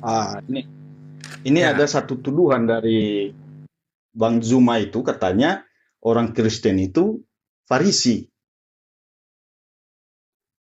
Coba dulu dibaca itu firman Tuhan itu. Yesus itu selalu berhadapan dengan orang Farisi. Jangan asal nuduh begitulah. Yesus itu selalu berhadapan dengan orang Farisi. Dia selalu mengatakan orang Farisi itu adalah pencuri, pembunuh, dan pembinasa. Kenapa kalian bilang orang Kristen orang Farisi? Paulus itu memang dia orang Farisi. Namun dia sudah bertobat, maka dia jadi pengikut Yesus. Jadi itu tuduhan tidak bagus. Maunya baca yang benar. Ya, itu tidak benar seperti itu, sepertinya itu menggiring orang Kristen. Sebelum dilanjutkan, mohon maaf saya tanya Pak Grace sekarang megang Bible atau tidak? Iya. Pegang Bible ya. Ya silakan tadi ditanggapi Ya. dalil-dalil yang dibawa oleh Sensei Juma. Salah satunya untuk Pak Grace itu Matius 23 nomor 15. Silakan, itu terhadap orang Farisi. Di Matius 23 itu dia sedang berbicara orang Farisi. Yesus sedang berbicara kepada orang Farisi, celakalah kamu hai ahli-ahli Taurat. Dan orang Farisi itu dia lagi berbicara kepada mereka bahwa mereka itu tidak benar. Mereka membicarakan semua firman Tuhan tapi tidak melakukannya. Itu yang dia sampaikan. Jadi kami itu bukan pengikut Paulus. Bukan pengikut orang Farisi. Paulus itu adalah murid dari murid Yesus. Kalian harus mengerti. Paulus bukan Tuhan. Yesuslah Tuhan. Yesuslah firman. Paulus itu hanya mengirim surat. Itu surat-surat Paulus. Yang firman itu kata-kata Yesus. Jadi jangan dia campur adukan. Kata-kata Yesus dengan surat-surat Paulus berbeda. Yesus berbeda, harus beriman kepada apa kata-kata Yesus. Makanya Yesus datang ke dunia ini untuk menyampaikan firman. Jadi semua kata-kata yang disampaikan oleh Yesus dalam pengajarannya, itulah firman yang bisa mengubah kehidupan. Bukan apa kata Paulus. Itu dia. Sudah cukup Pak Grace?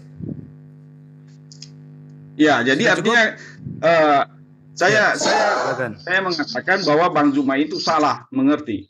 Baca firman Tuhan itu, dan Yesus itu selalu berhadapan dengan orang Farisi, dan selalu dia berdebat dengan orang Farisi, dan pengikutnya itu adalah bukan orang Farisi.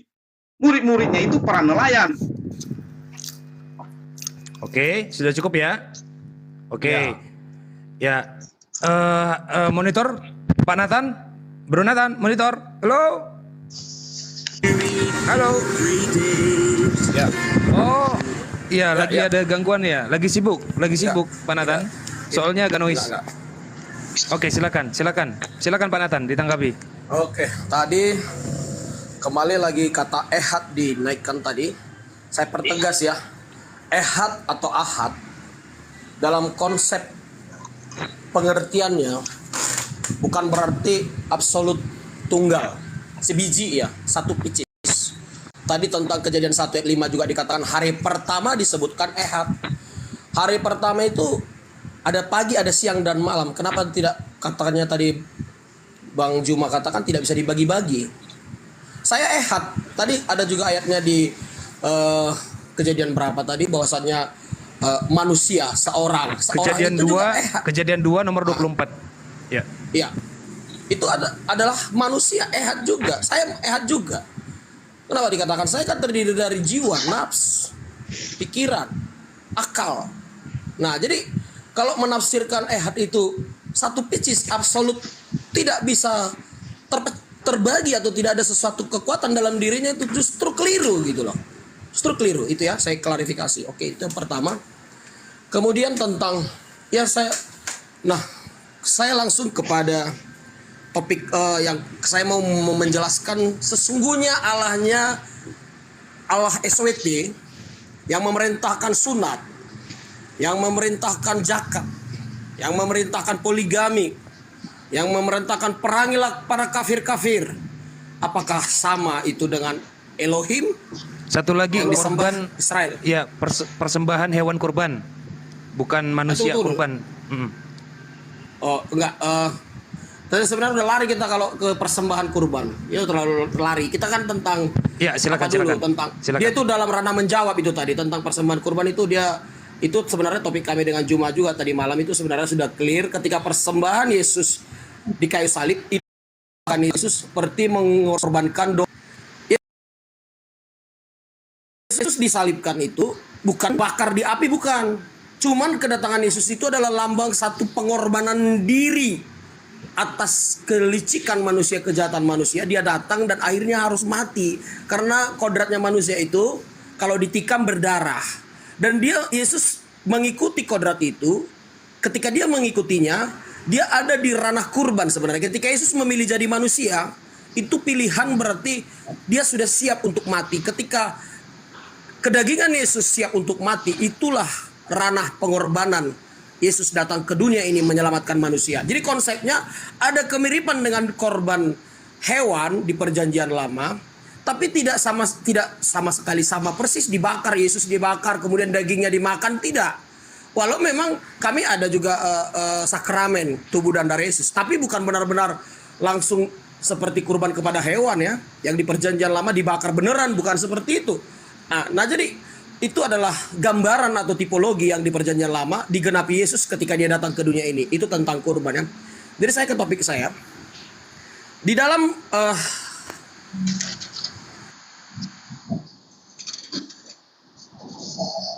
terjeda itu, Bro Nathan, terjeda. Ya, saya sambut dulu ya. Selamat siang Pak Putra Bubun. Pak Putra, monitor Pak Putra. Halo Pak Putra. Ya, surah 27. Silakan, bisa moderator buka surah 27. Mohon maaf saya belum bisa buka nih, saya satu device. Pak Nathan, silakan dibaca Pak Nathan. Atau surah 27 ayat 91. Di sana dikatakan, ini Allah yang berkata. Saya juga bingung. Al-Quran ini firman Allah. Surah berapa tadi? Sebab yang surah 27 ayat 91. Oke, silakan dibacakan. Ya. Nah, karena saya pun satu device juga dan tidak bisa membacakan barangkali. Ya, poinnya aja kalau begitu, nggak apa-apa. Saya bacakan, saya langsung poinnya aja. Ya. Bahwasanya Allah berfirman di sana, aku telah diperintahkan untuk beribadah hanya kepada Tuhan negeri Mekah ini. Itu pertama di ayat itu. Artinya yang berfirman Allah di situ. Dan Anda setuju, saya percaya Quran itu semua perkataan Allah, bukan perkataan Muhammad. Nah, kenapa Allah berfirman? Katanya beribadah kepada Tuhan negeri Mekah. Makanya kiblatnya Islam itu kan ke Mekah, bukan ke Yerusalem. Sementara orang Israel kiblatnya ke Bait Allah, bait suci. Kiblatnya adalah ada kerubim. Di dalam bait suci itu ada seperti kotak, ada kerubim. Kerubim itu memang sudah hilang sekarang. Makanya orang Israel juga sekarang udah kehilangan kiblat juga. Karena itu diangkat Tuhan dan hilang sampai sekarang. Karena kiblat itu harus ada powernya, ada suara dari sana, maka layak disebut kiblat. Nah, sekarang kiblatnya kan udah di negeri Mekah Islam. Nah, bagaimanakah Tuhan negeri Mekah ini disebut Allah? Allah itu sebenarnya bagi kami kenapa bisa menyebut Allah juga sebagai Tuhan? Itu bagi kami hanya sebagai generic name. Generic name artinya adalah sebutan. Makanya kami berhak karena Allah Elohim itu sebenarnya diadopsi dari penyembahan berhala. Bahkan Allah itu juga diadopsi dari penyembahan berhala ketika mereka menyembah dewanya, Tuhan yang dia agungkan dengan Elohim. Nah, kalau Adonai enggak, Adonai itu bahasa Israel resmi. Nah, itu tentang ibadah menyembah Tuhan negeri Mekah. Ini tolong dijelaskan, Tuhan negeri Mekah ini siapa? Apakah itu sama dengan Elohim atau sama dengan Adonai itu itu ya? Tunggu ya. Yang kedua, saya langsung kepada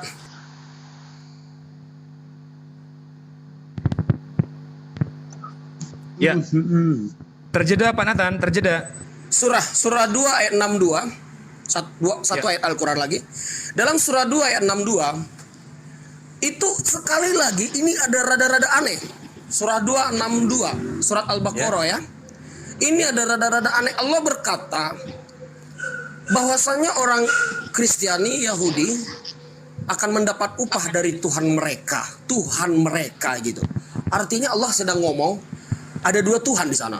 Tuhan berkata nih, ketahuilah hai umatku katanya, bahwasanya orang Israel, orang Sabi'in, mereka akan mendapat upah dari Tuhan mereka. Saya bingung ini.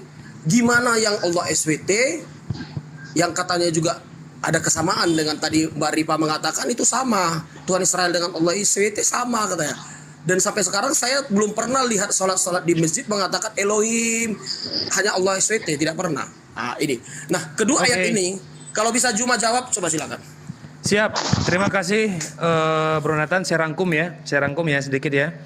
Sebelum ditanggapi nanti oleh Sensei. Kalau dari Pak Gres sendiri mengatakan bahwa merujuk kepada Kisah Para Rasul 23 nomor 6 dan Matius 23 nomor 15, bahwa beliau mengatakan orang Kristen bukan mengikuti Paulus sebagai Farisi, tetapi mengikuti Paulus sebagai orang yang bertaubat. Yang kedua poinnya adalah Paulus adalah murid dari muridnya Yesus, kan begitu. Nah, untuk Pak Nathan yang saya garis bawahi adalah beliau mengatakan di situ surah 27 ayat 91, lalu kemudian surah Al-Baqarah ayat 62. Nah itu nanti silakan juga dijawab Sensei. Silakan Sensei, saya persilakan. Oke, baik. Terima kasih Dinta Plus. Jadi yang pertama ada 6 yang harus saya tanggapi. Yang pertama ini adalah terkait dengan orang Farisi.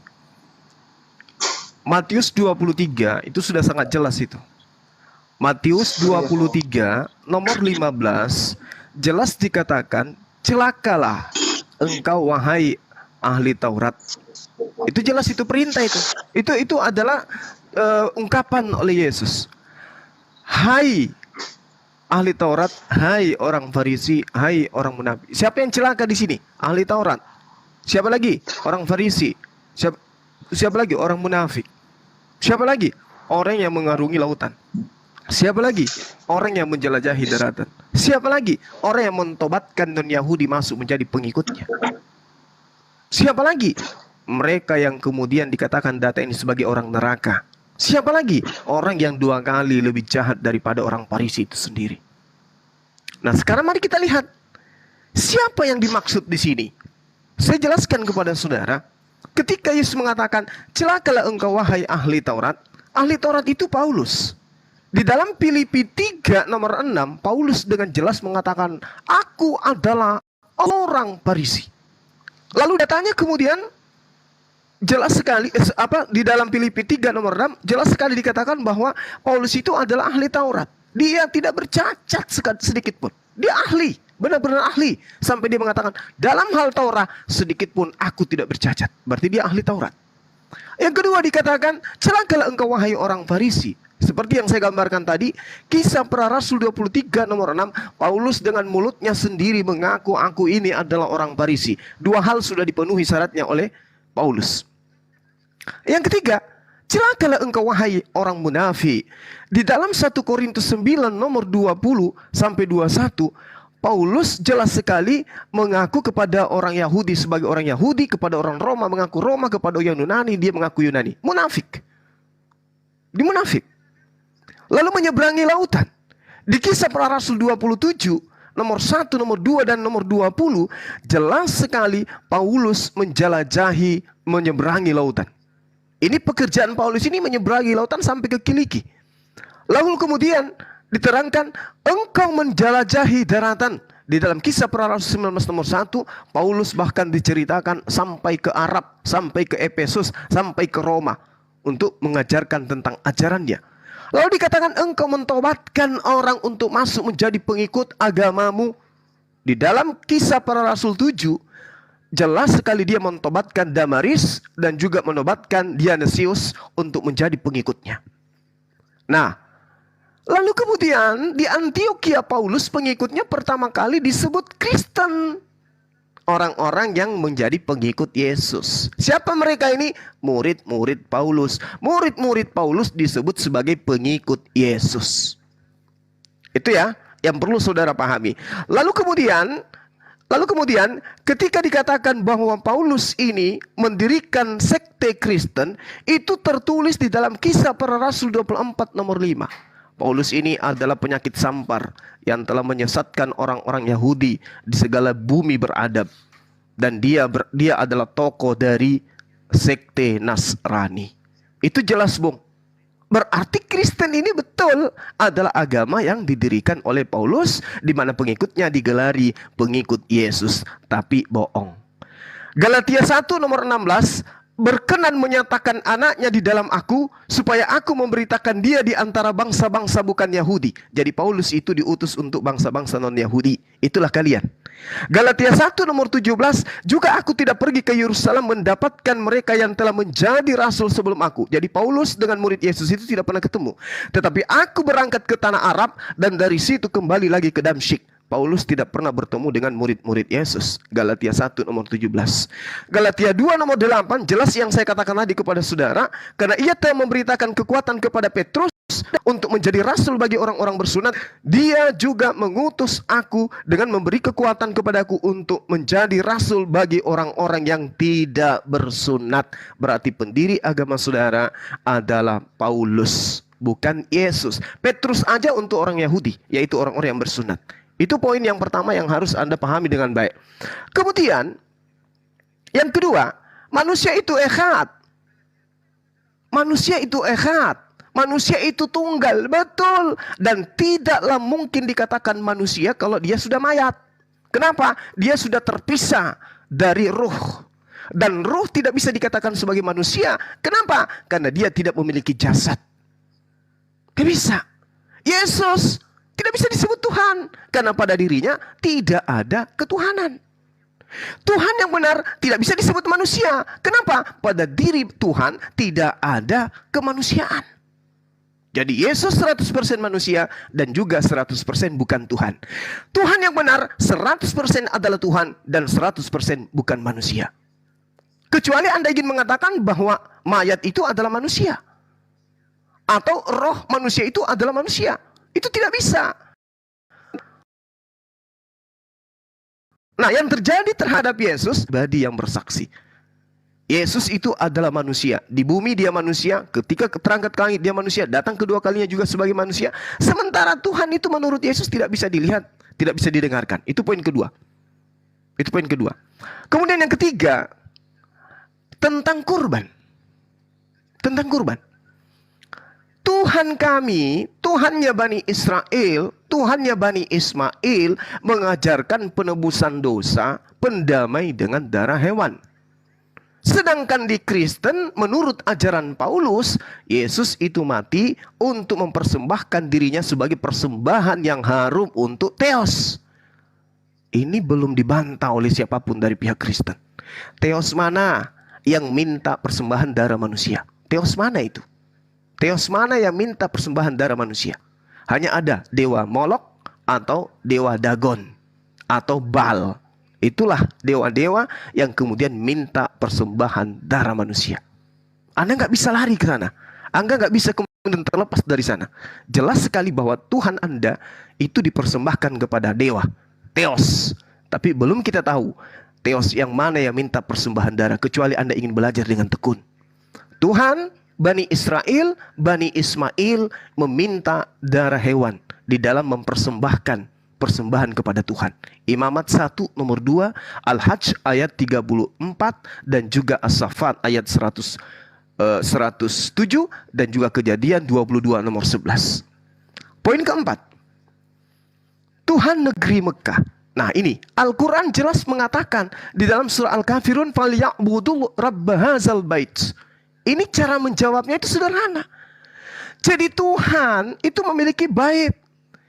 Tuhan ketika datang mengutus para nabi memiliki bait. Falyabudu rabb hadzal bait, maka hendaklah mereka menyembah Tuhan pemilik rumah ini, yaitu Ka'bah.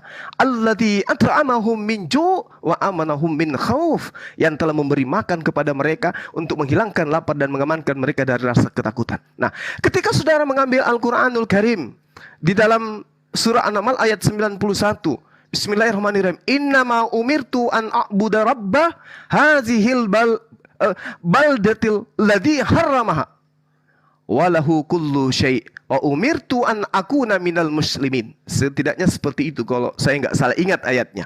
Aku, kata Rasulullah, aku hanya diperintahkan menyembah Tuhan negeri ini, dan dia telah menjadikan negeri ini suci padanya, dan segala sesuatu ada miliknya, dan aku diperintahkan agar aku termasuk orang muslim.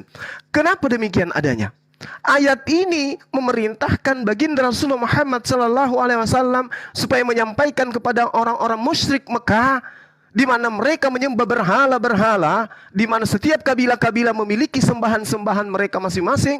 Kabilah ini dewanya ini, kabilah ini dewanya ini, kabilah ini dewanya ini, dan dewa-dewa mereka itu memiliki kuasa masing-masing kabilah, wilayah-wilayah, tidak boleh lewat dari wilayah yang mereka kuasai. Maka Tuhan mengajarkan kepada baginda Rasulullah Muhammad SAW agar mereka meninggalkan berhala-berhala itu, menyembah hanya kepada Tuhan Mekah, Tuhan yang memiliki bait.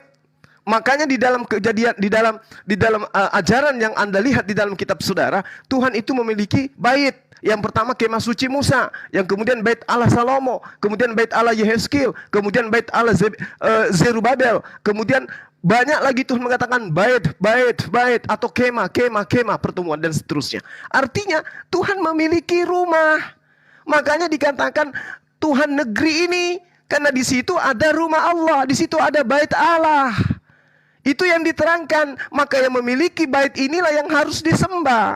Ini merupakan celaan yang keras kepada orang-orang kafir Mekah pada masa itu. Mereka kemudian tidak menyembah kepada pemilik bait.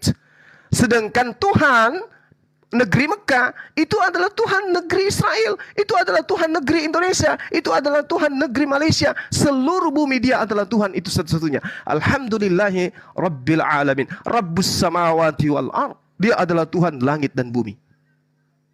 Nah, ini jelas. Jadi ketika kemudian dikatakan aku diperintahkan menyembah Tuhan negeri ini, artinya aku diperintahkan untuk menyembah Tuhan bait ini, yang memiliki bait ini, yang memiliki rumah ini. Siapa dia? Allah yang maha suci lagi maha tinggi. Itu poinnya. Sehingga orang-orang Quraisy pada masa itu meninggalkan berhala-berhala mereka, yang kekuasaan mereka itu hanya berwilayah-wilayah, menuju kepada pencipta langit dan bumi yang memiliki bait suci atau baitullah. Itulah yang kami sebut Allah Subhanahu wa taala Rabbus samawati wal ard. Kemudian yang terakhir, Anda membahas tentang Al-Qur'anul Karim dalam surah Al-Baqarah ayat 60 berapa tadi itu? Ayat 62 ya, kalau nggak salah. A'udzubillahi minasyaitonirrajim. Bismillahirrahmanirrahim. Innal ladzina amanu wal ladzina hadu wan nasara was-sabiina man amana billah wal yaumil akhir wa amila salihan falahum ajruhum 'inda rabbihim wala khaufun 'alaihim wala hum yahzanun. Jadi saudara harus paham, Allah Subhanahu wa taala, Tuhan pencipta langit dan bumi yang maha suci, maha tinggi, ketika kemudian menyatakan diri di atas muka bumi ini melalui perantaraan para nabi dan malaikatnya, Tuhan tidak sekonyong-konyong kemudian kepada seluruh umat manusia. Pertama kepada Adam. Syariatnya hanya mengikat Adam alaihissalam dan juga anak-anaknya. Datang kepada Abraham, datang kepada Musa, datang kepada Yesus dan seterusnya, terakhir kepada baginda Rasulullah Muhammad SAW. Jadi Tuhan memperkenalkan diri kepada orang Yahudi. Tuhan menyatakan diri kepada orang Yahudi. Esensi satu ini menyatakan diri kepada orang Yahudi. Habis itu esensi satu ini menyatakan diri lagi kepada Nabi Isa alaihissalam. Kemudian menyatakan diri kepada rasul-rasul yang lain. Kemudian menyatakan diri kepada baginda Rasul Muhammad SAW. Sehingga dikatakan sesungguhnya orang-orang yang beriman, orang-orang Yahudi, orang-orang Nasrani, dan orang Sabi'in, siapa saja di antara mereka yang beriman kepada Allah dan hari akhir dan melakukan kebajikan, mereka mendapatkan pahala dari Tuhannya. Tuhan yang dimaksud di sini siapa? Tuhannya mereka. Siapa Tuhan mereka? Aku. Innani anallah la ilaha illa illa ana. Sesungguhnya aku ini adalah Allah, tidak ada Tuhan selain aku. Aku menyatakan diri kepada Musa, aku menyatakan diri kepada Abraham, aku menyatakan diri kepada Daud, aku menyatakan diri kepada Rasulullah Muhammad SAW, kepada Nabi Isa alaihissalam. Apakah aku Abang nanti pasang gini, Bang. Mohon maaf Bro Nathan, di mute tolong mic-nya. Saya hitung mundur. Apakah aku ini banyak? Tidak. Sama, ini analogi sederhana. Aku menyatakan diri kepada orang-orang yang ada di staf saya di kantor. Menceritakan tentang anak pertamaku. Anak pertamaku aku ceritakan kepada mereka. Aku ceritakan juga anak keduaku kepada mereka. Aku ceritakan juga anak ketigaku kepada mereka. Lantas aku mengatakan begini kepada stafku. Jika anak-anak ini bertakwa kepada ayah mereka, maka yakin dan percaya anak-anak itu akan hidup sukses seperti ayahnya sekarang. Kira-kira saya berbicara tentang siapa ayah mereka itu? Ya aku sendiri. Aku sendiri. Ketika anak-anak itu berbakti kepada ayahnya, ayah mereka, mereka pasti akan mengikuti jejak ayahnya. Seperti aku saat sekarang. Itu bukan berarti anak saya punya ayah lain. Ayah mereka itu aku. Aku sedang menceritakan kejadian anak-anak saya ini kepada orang lain. Rasulullah Muhammad SAW komunikasi dengan Allah, membahas tentang kaumnya Nabi Musa, kaumnya Nasrani, kaumnya Nabi Isa, dan juga kaum nabi-nabi yang diutus oleh Allah kepada kaum terdahulu. Inilah yang diterangkan oleh Allah yang mengatakan bahwasanya wala khaufun alaihim wala hum yahzanun, dan tidaklah ada rasa takut pada mereka dan mereka tidak bersedih hati. Ya, saya kira begitu saudara saya. Mudah-mudahan ini bisa mencerahkan. Demikian sementara, silakan. Siap, terima kasih Sensei yang sudah membuat serabut saraf di kepala saya berputusan untuk merangkum saking banyaknya poin-poin itu. Tapi saya sebisa mungkin ya, saya rangkum ya. Jadi teman-teman Kristen, tanggapan dari Sensei Juma, poin yang pertama yang harus dicatat adalah bicara soal Matius 23 nomor 15, bahwa Paulus memenuhi kriteria sebagai berikut yang tertuang di dalam Matius 23:15. Pertama, di dalam Filipi, Paulus adalah ahli Taurat. Yang kedua, di dalam 1 Korintus 29 nomor 20, Paulus mengaku orang Yunani sama dengan munafik. Yang ketiga, di dalam Kisah Para Rasul 27 nomor 1, 2 dan 20, Paulus menjelajahi lautan. Lalu kemudian Kisah Para Rasul 19 nomor 1, Paulus menjelajahi lautan sampai ke Arab. Lalu Kisah Para Rasul 7, Paulus menaubatkan orang yang bernama Damaris. Lalu kemudian Kisah Para Rasul nomor 24 nomor 5, Paulus disebut sebagai orang penyakit sampar yang menyesatkan orang Yahudi. Lalu di Galatia 1 nomor 16, Paulus diutus untuk bangsa-bangsa non Yahudi. Dan yang terakhir adalah di dalam Galatia 1 nomor 17, Paulus tidak pernah bertemu dengan murid-murid Yesus. Kesimpulannya adalah pendiri agama Kristen yaitu Paulus, dan Paulus itu memenuhi kriteria sebagai orang yang tertuang di dalam Matius 23 nomor 15. Lalu kemudian poin selanjutnya adalah, banyak sekali sebenarnya poin ini. Ada dewa Molok, ada dewa Dagon, ada dewa Dal. Penuh, saya nggak tahu ya Sensei Juma kok bisa menguasai kitab sebanyak itu. Saya pusing, putus saraf saya semua. Mungkin langsung aja bisa ditanggapi poin-poinnya. Saya mulai dari Pak Grace. Silakan Pak Grace. Oke. Itu Zuma itu dia berbicara tidak melihat waktu. Maksud pada Matius 23 itu belum ada Paulus. Dia berbicara kepada orang Farisi ahli Taurat pada saat itu. Paulus belum ada di situ. Jadi kalau hanya campur aduk semua itu, ya makanya bermasalah. Harusnya kita lihat kapan dia bilang, kapan itu terjadi, kan berbeda. Di masa Yesus itu Paulus belum ada. Jangan dicampur aduk lah.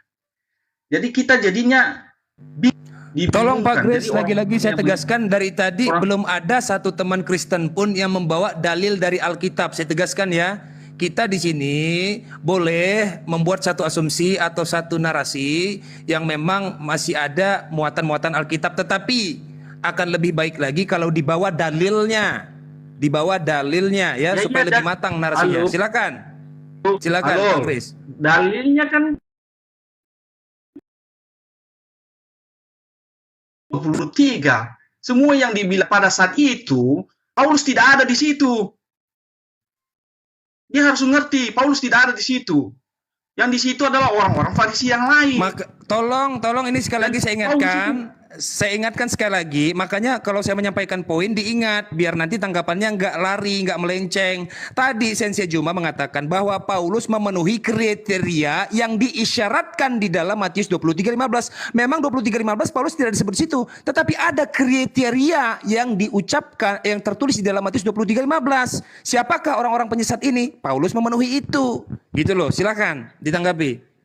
Pak Grace. Walaupun itu memenuhi kriteria, tapi itu kan bukan kepada dia disampaikan itu.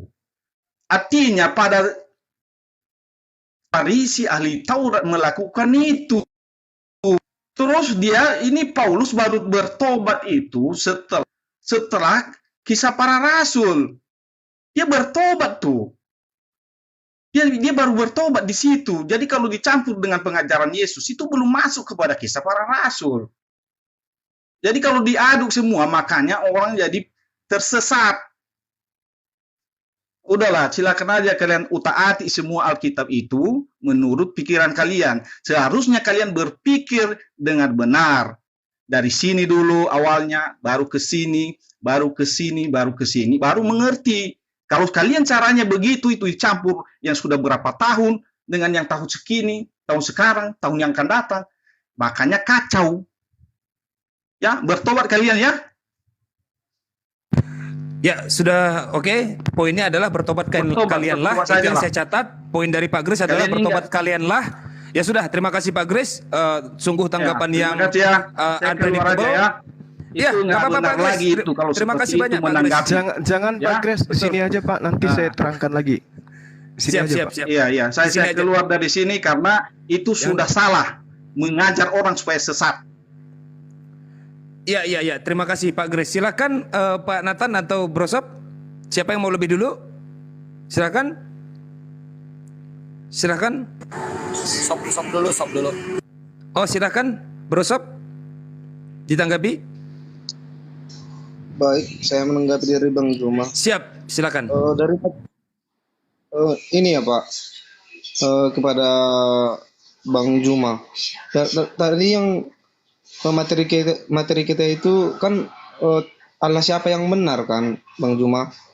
Tapi sejak diskusi tadi makin jauh kita diskusinya.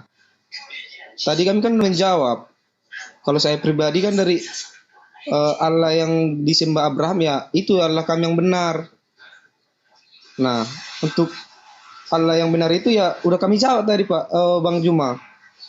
Mungkin itu saja yang saya berikan Bang Juma. Itu saja cukup Brosop. Biar saya garis bawahi poinnya. Baik, poinnya adalah karena mungkin Alkitab kita masing-masing punya pembenaran sendiri. Gitu maksudnya Bang Juma. Siap. Oke, terima kasih Brosop. Ada lagi yang mau disampaikan Brosop? Baik, untuk ini nggak ada lagi Bang. Nggak ada lagi ya? Bang. Baik, ada 2 poin dari Brosop ya. Poin yang pertama adalah kami sudah menjawab itu. Poin yang kedua adalah kita punya cara untuk menafsirkan kitab kita masing-masing. Itu 2 poin. Silakan Pak Nathan, mau ditanggapi? Pak Nathan? Halo Pak Nathan? Oke, saya tanggapi ya. Karena kalau giliran teman-teman Kristen di sini saya bisa beristirahat ini. Kalau giliran saya Juma habis saya serabut saraf saya putus semua. Silakan Pak Nathan. Ya. Tadi yang mau saya tanggapi seputar ya membaca tentang ahli Farisi di Matius 23 ya.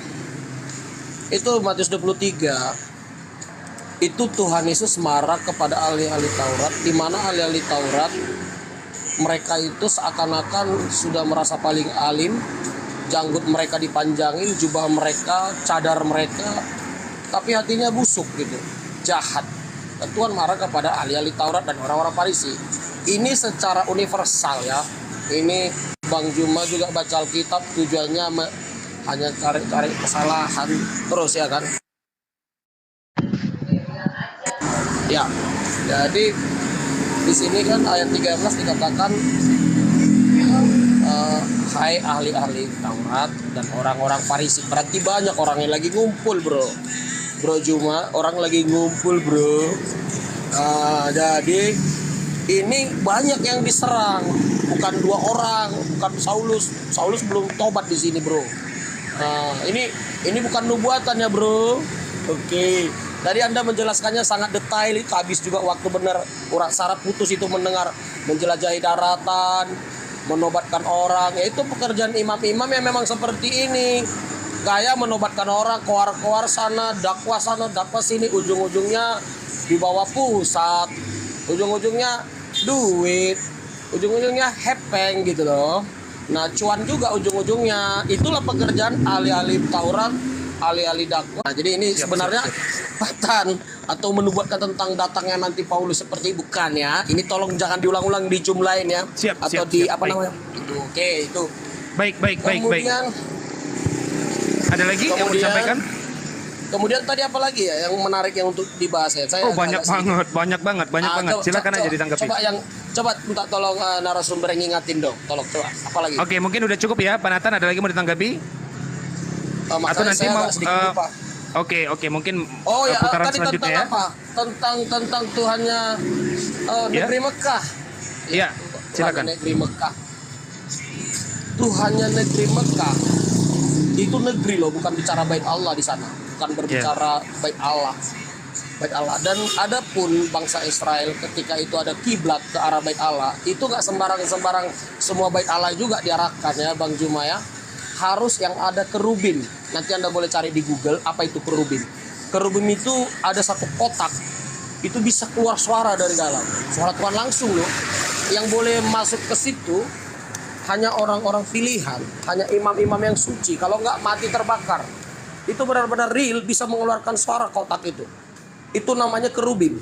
Dan itu di mana ada kerubim, di sanalah kiblat. Jadi nggak semua bait Allah rumah Tuhan. Di Mekah rumah Tuhan itu Anda yang bangun, Anda menyebutnya rumah Tuhan. Kalau rumah Tuhan dalam konsep bait Allah pada orang Yerusalem, bukan yang kita buat-buat. Itu kerubim turun langsung dari surga. Dan itu mengeluarkan suara. Bisa suara Tuhan, ada malaikat, gambar malaikat di situ, ada real itu. Dan di mana ada kerubim, disitulah kiblat gitu loh. Makanya saya pertanyakan, Tuhannya orang Mekah itu, negeri Mekah itu ya suku-suku Quraisy apa? Penyembah berhala dong. Dan Allah itu bukan nama. Allah itu sudah ditemukan berabad-abad sebelumnya. Elohim, Ilah, Allah katanya bahasa Aram. Kristen Nasrani abad ketiga sudah menyembah Allah, Elohim. Bahkan orang tuanya Muhammad kan bapaknya kan Abdullah. Nah, jadi Allah itu bukan nama, tapi itu gelar. Nah, apakah kalau dalam Islam Allah SWT itu yang maha kuasa kan, SWT yang maha suci, Allahnya itu seperti apa? Karena Allah ini bisa juga kita gunakan kepada Baal, boleh. Siapa yang kita puja lah, kita yang puja, kita agungkan, kita sebut Allah boleh. Itu karena itu adopsi kata di zaman dulu digunakan kepada orang yang dia puja, dan saya pun bisa gunakan Allah itu ya karena itu alasannya, bro. Teman-teman Muslim di room ini, kenapa orang Kristiani mengadopsi kata Allah itu? Ya karena kata Allah itu universal, sama seperti yang mulia. Semua boleh pakai yang mulia, tidak masalah. Apapun agamamu, kepada yang kau sembah, katakan aja yang mulia. Allah itu juga sebutan untuk Tuhan, generic name ya, untuk yang kita muliakan. Nah, cukup. Oke, silakan. Oke. Syukur baru kali ini ada 11 poin yang saya ingat, dan ini luar biasa sekali tanggapan dari teman-teman Kristen. Saya ulangi ya sebelum Sensei menanggapi. Poin yang pertama adalah Sensei mencari-cari kesalahan. Poin yang kedua adalah Farisi lagi ngumpul. Poin yang ketiga adalah bukan nubuatan bro, keluar-keluar sana dan pusat. Poin keempat adalah itu negeri lo. Poin kelima adalah nggak sembarang. Keenam adalah kerubim bisa keluar suara. Poin ketujuh adalah mati terbakar. Poin ke-8 adalah di mana ada kerubim, di sana ada kiblat. Poin ke-9 adalah penyembah berhala dong. Poin ke-10 Allah bukan nama tapi gelar. Poin ke-11 adalah semua boleh panggil yang mulia. Ini mantap sekali poin ini. Silakan Sensei, ditanggapi Sensei. Rumah apaan sih ini? Gak ada jelas, orang-orangnya ditutupin semua roomnya. Ini apa sih ini? Itu wajah saya asli, Bang. Itu Tugas saya merangkum. Bang Suma itu. Tugas saya merangkum tanggapan dari narasumber ya. Itu tugas saya, catat dulu ya, Bro John. Silakan, Sensei. Buka aja itu wajah-wajah kalian. Kalau memang betul ini roomnya, kalian punya izin nggak ngumpul? Itu wajah Oke, saya tuh, Bang. hitungan ketiga, 3, 2, 1. Saya akan tendang bokongnya. Saya tidak mau berlama-lama ya. Orang-orang seperti ini. Kau radikal Ya, itu kau. sudah. Kau ngumpulin orang untuk adu domba. Sudah saya tendang bokongnya ke neraka. Silakan Sensei. Oke, yang pertama, saudara mengatakan Paulus itu belum ada saat kemudian Yesus berkhotbah di Matius 23. Bung, Anda baca Galatia 1, tepatnya di nomor 15. Tetapi waktu Ia yang telah memilih aku sejak kandungan ibuku dan memanggil aku oleh kasih karunia-Nya. Paulus itu sudah ada, menjadi rasul, telah dipilih dari sejak kandungan ibunya. Itu pengakuan Paulus itu sendiri. Nah, artinya gini, kalau saudara mengatakan itu bukan Paulus orang Farisi itu, maka coba Anda tunjukkan kepada saya siapa yang menggenapi Matius 23 nomor 15. Orang Farisi mana yang mendirikan agama setelah dia keluar dari Yerusalem, menyeberangi lautan, menjelajahi daratan, dan apa nama agama yang mereka bentuk? Yang dia bentuk itu agama apa? Orang Farisi yang keluar menyeberangi menjelajahi daratan, mentobatnya itu agama apa? Dan siapa oknumnya?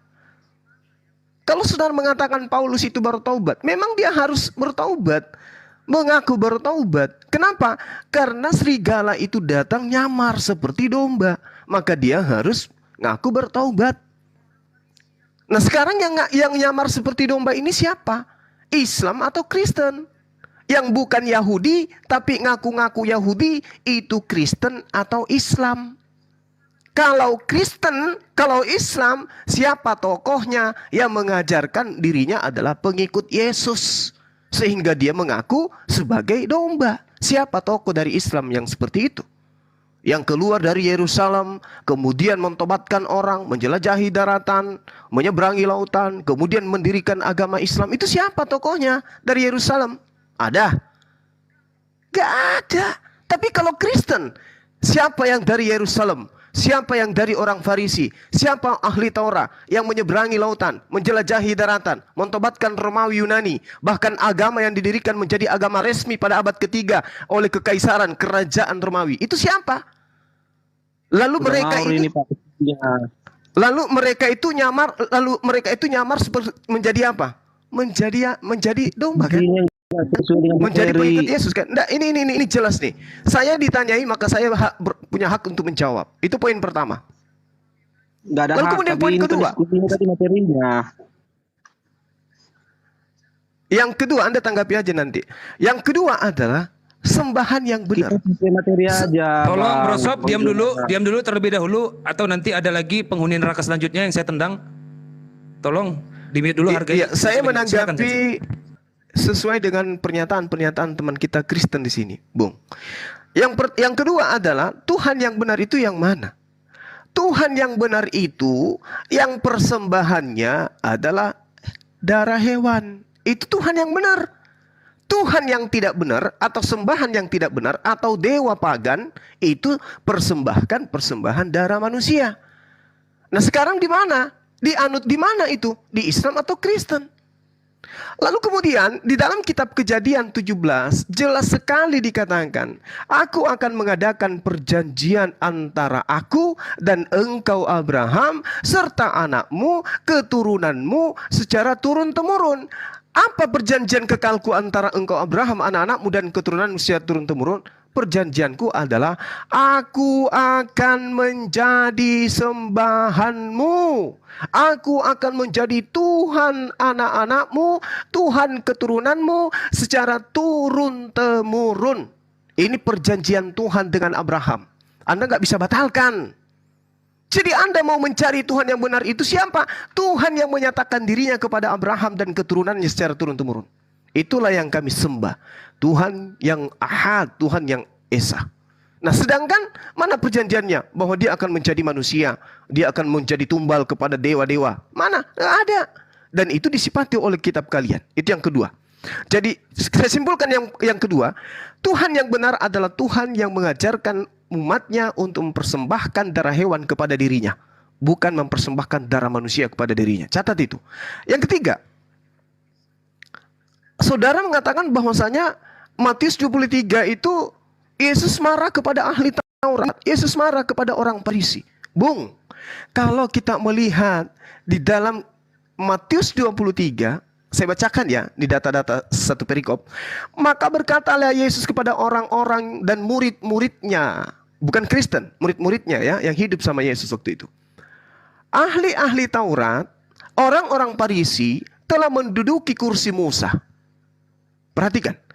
Sebab itu wahai murid-muridku, turutilah dan lakukanlah segala sesuatu yang mereka ajarkan kepadamu. Tetapi janganlah kamu turuti perbuatan-perbuatan mereka. Loh, kok bisa guru? Kenapa perbuatan ahli Taurat dan orang Farisi yang tidak bisa diikuti guru Yesus? Guru Yesus mengatakan, kamu tidak boleh mengikuti perbuatan-perbuatan mereka, karena mereka mengajarkan Taurat, tetapi tidak mempraktekkannya dalam kehidupannya sehari-hari. Pertanyaannya, apakah Kristen ini juga melakukan hukum Taurat dan mempraktikkan dalam kehidupannya sehari-hari? Tidak. Tapi apakah Kristen ini mengajarkan hukum Taurat? Yes. Berarti Kristen dan orang Farisi itu sama paket. Maka Yesus mengatakan kepada muridnya, jangan kau mengikuti ahli Taurat, jangan kau mengikuti orang Farisi. Mereka mengajarkan hukum Taurat, tapi mereka tidak mempraktekkan. Mereka hanya mengajarkan, tapi mereka hanya teori, tidak mempraktekkan. Sama persis dengan Kristen hari ini. Dan memang Kristen itu didirikan oleh orang Farisi, yaitu Paulus laknatullah. Kemudian, yang keempat, di mana ada kerubim, di situ ada bait Allah. Itu dalilnya Anda dapatkan di mana? Tolong ajarkan ke saya setelah ini, kerubim itu ternyata di mana ada kerubim, di situ ada bait suci. Itu tertulis di data mana? Kami orang Yahudi, teman-teman kami orang Yahudi memahami kerubim itu adalah malaikat Tuhan. Dari kata kerubim dalam bentuk jamak, dari kerub, ya kata kerub asal usulnya, yaitu malaikat atau manusia atau makhluk yang dekat dengan Tuhan. Ada kerubim di situ bait suci ada. Itu dalilnya Anda dapatkan di mana? Sedangkan Kejadian 3 nomor 24 jelas dikatakan ia menghalau manusia itu, dan setelah dari timur Taman Eden ditempatkannya beberapa kerub. Jadi kerub itu malaikat. Ya, itu yang perlu saudara pahami. Jadi Anda cuma cuap-cuap tapi tidak ada sumber. Lalu kemudian yang terakhir, Allah itu hanya gelar. Anda dapat ilmu dari mana lagi nih? Ya, ini teman-teman Kristen selalu berbicara sesuai dengan seenak perutnya. Dia mengambil kata Allah dari Al-Quran, kemudian dia ambil masuk ke terjemahan kitabnya mereka, lalu kemudian mereka memaknai kata Allah itu seenak perutnya. Innani anallah, la ilaha illa ana. Bismillah, dengan nama Allah. Berarti Allah itu adalah nama. Dan kalau hari ini saya tanya kepada saudara, di dalam Keluaran 6 nomor 3 nomor 5 jelas sekali dikatakan di sana, aku menyatakan diri kepada Abraham, Ishak dan Yakub, tetapi tentang nama aku belum menyatakan kepada mereka. Tapi faktanya di dalam Kejadian 15 nomor 2, Abraham sudah memanggil Tuhan dengan panggilan Yod-He-Vav-He. Lalu nama Tuhan yang benar itu yang mana? Katanya belum dinyatakan namanya kepada Abraham, tapi faktanya di dalam kitab Kejadian Abraham memanggil Yod-He-Vav-He. Berarti Tuhan sudah memperkenalkan namanya. Kalau Yod-He-Vav-He adalah nama Tuhan, berarti Tuhan bohong. Kenapa? Abraham sudah memanggil nama itu, yaitu Yod-He-Vav-He. Berarti kesimpulannya, Yod-He-Vav-He itu bukan nama Allah, tetapi gelar. Nama Allah itu adalah Allah. Nama Tuhan itu adalah Allah Subhanahu wa ta'ala, yang maha suci lagi maha tinggi. Itu yang perlu saudara pahami. Sedikit ya, 1 menit sebelum saya alihkan ke teman-teman Kristen, kepada adinda saya katakan bahwasanya orang-orang yang aktif dunia lintas agama menganggap bahwa Yod-He-Vav-He ini yang mengutus Musa secara pribadi berbeda dengan Allah. Memang betul. Ada beberapa orang dari Kristen yang mengatakan itu berbeda. Nah, kalau Anda memahami nama Allah itu adalah merupakan lapas dari bahasa Arab, sebagaimana yang diajarkan banyak guru-guru kami, bahwasanya antara bahasa Arab, bahasa Ibrani, bahasa Aramaik, selain merupakan bahasa yang serumpun, yaitu bahasa Semit, ketiganya juga memiliki kaidah bahasa yang nyaris sama. Nyaris sama. Dan itu saya bisa jelaskan di sesi berikutnya terkait dengan nama Allah ini, kaitannya dengan penyebutan Yod-Heh-Vav-He. Insya Allah kita jadwalkan kemudian kalau ada yang ingin memahami. Yang pasti kemudian yang saudara-saudara harus tahu bahwasanya Abraham memanggil nama Tuhan, memanggil Tuhannya dengan sebutan Yod-Heh-Vav-He, berarti Yod-Heh-Vav-He itu bukan nama Tuhan, karena Tuhan mengatakan, aku belum menyatakan namaku kepada Abraham. Tapi dalam Kejadian, Abraham ternyata memanggil seruan Yod-Heh-Vav-He, berarti Yod-Heh-Vav-He bukan nama Tuhan. Saya kira begitu sementara, mudah-mudahan paparan singkat ini bisa dipahami dengan baik. Silakan. Ya, terima kasih Sensei. Mohon maaf teman-teman Kristen, sudah dapat poin yang dipaparkan oleh Sensei Juma? Atau harus saya ulang poinnya? Ya, saya harap ini, saya anggap berarti teman-teman Kristen sudah mengerti ya, sudah menangkap ya poin dari Sensei ya. Artinya kalau tangkapannya nanti keluar dari konteks yang dibicarakan, mungkin nanti akan saya ulang ya poin-poin tersebut. Silakan Bro Nathan ditanggapi terlebih dahulu. Ya, saya sapa dulu. Halo Pak Jaksabi. Jaksabi. Halo. Ya, selamat siang Bro. Selamat siang. Assalamualaikum. Oh, Jumatan.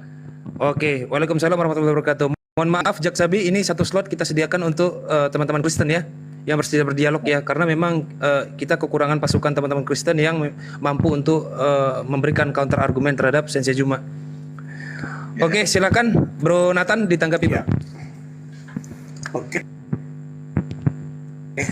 Jadi kembali itu Juma Matius 23 tidak baca ayat 1. Ada apa ini? Kalau baca Ada apa ayat ini? 1 di situ dikatakan ada orang Ya, halo. Ya, silakan. Jika baca ayat 1-nya di situ ada banyak orang Jika baca ayat 1-nya sebelum ayat ke-13 dan 15 ada banyak orang berkumpul. Halo? Apa suara saya kedengaran? Kedengaran, silakan lanjutkan. Halo? Silakan. Iya, jadi sekali lagi. Iya, terjeda. Wah. Ya. Ternyata lu lebih sulit jadi moderator ya daripada jadi narasumber. Berat sekali jadi moderator ini. Ya, silakan Bro. Jadi sekali lagi tentang ayat Matius 23 ya, itu tidak ada nubuatan di sana. Itu memang murni di mana Yesus sedang mengajar kepada banyak orang dan dia sedang mengecam orang ahli-ahli Taurat dan ahli Farisi yang ada di sana. Di mana mereka tampilannya dia memanfaatkan keimaman mereka ketika dia berdakwah. Mereka bahkan mengambil janda-janda pekerjaannya. Kalau ada janda-janda molek, mereka habis hajar terus, bahkan poligami. Masa itu memang sebenarnya Tuhan tidak izinkan poligami. Kayak Tuhan Yesus marah kepada mereka. Dan saat itu di sini tidak kepada perorangan kepada Saulus, dan memang seandainya juga ada Saulus, tapi memang Yesus juga mengakui belum pernah bertemu Yesus.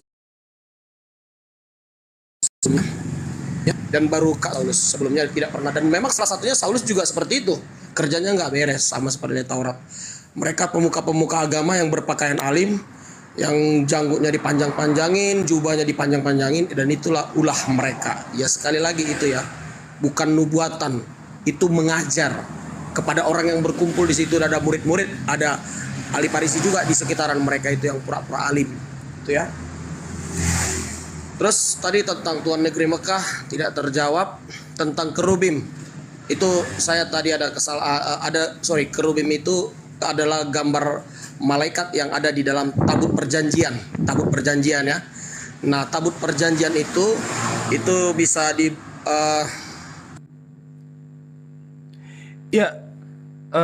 Oke, Bro Nathan, sebelum dilanjutkan ya.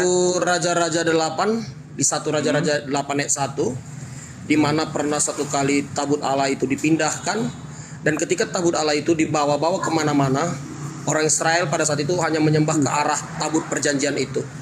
Ya, jadi Sekali lagi, tabut perjanjian yang ada kerubim di sana, ya, tadi saya kurang menjelaskannya. Tabut perjanjian Allah yang ada kerubim di sanalah Allah kiblatnya bangsa Israel. Dan makanya saya heran apa alasannya Mekah, Tuhannya orang negeri Mekah itu bisa jadi kiblat gitu. Apakah di sana ada tabut perjanjian juga yang bisa mengeluarkan suara Tuhan dari sana? Kalau orang Israel sekarang memang tabut perjanjian ini juga sudah hilang ya. Nah, jadi karena terlalu banyak poinnya ke sana kemari tentang kurban dari ya, Yesus kurban itu bukan dikurbankan atau disembeli dia, dibakar, bukan seperti itu. Tapi memang adalah gambaran kurban di perjanjian lama, bagaimana ketika darah tertumpah ada keselamatan di sana.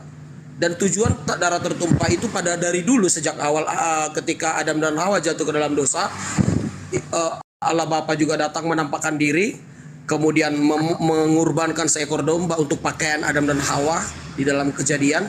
Itu lambang penyucian, lambang untuk menutupi rasa malu manusia, harus ada kurban darah. Kurban darah itu tidak tidak harus namanya ada darah, itu adalah lambang kurban. Ketika ada orang yang berjuang buat kita seperti ibu kita sebenarnya, ketika dia sampai berdarah-darah katanya menolong kita, itu salah satu pengorbanan. Nah, klimaksnya satu pengorbanan itu ketika darah lah yang paling terakhir, atau nyawa. Itu klimaks puncak orang cinta kepada kita, cinta mati, itu darah, nyawa itu. Nah, jadi gambaran tentang kasih Allah kepada dunia, di mana Yesus mengorbankan nyawanya demi membawa berita Injil. Nah, kalau umat Islam mengatakan percaya Yesus, apa yang Anda percaya? Dalil mana yang ajaran Yesus yang Anda lakukan? Dan Anda hanya mengatakan mungkin Yesus pernah berkata bahwa Tuhan itu adalah Esa, hanya itu saja. Dan agama lain juga ngakunya itu Tuhan mereka satu. Ada banyak agama di dunia ini Tuhan saya satu. Itu bukan jadi ukuran. Ya. Jadi saya rasa sekianlah dulu saya nanti sepertinya topik ini ya kembali kepada iman kita masing-masing. Itu intinya memahami Tuhan kita. Siapa saya sudah paparkan tadi, Tuhan negeri Mekah. Anda menjelaskan seperti itu, silahkan, itu agama Anda. Kemudian saya menjelaskan tadi tentang di surah berapa tadi, saya lupa ayatnya, surah berapa tadi ya. Oke, ada lagi Pak Nathan? Alhamdulillah saya bisa 91, surah 27 91 ya. Di mana ketika itu dikatakan tadi, Juma mengatakan bahwasanya Muhammad yang berfirman di Quran telah diperintahkan kepadaku. Berarti Quran ini sebagian juga perkataan Muhammad, berarti dia setuju itu berarti. Jadi bukan perkataan Tuhan Allah ya.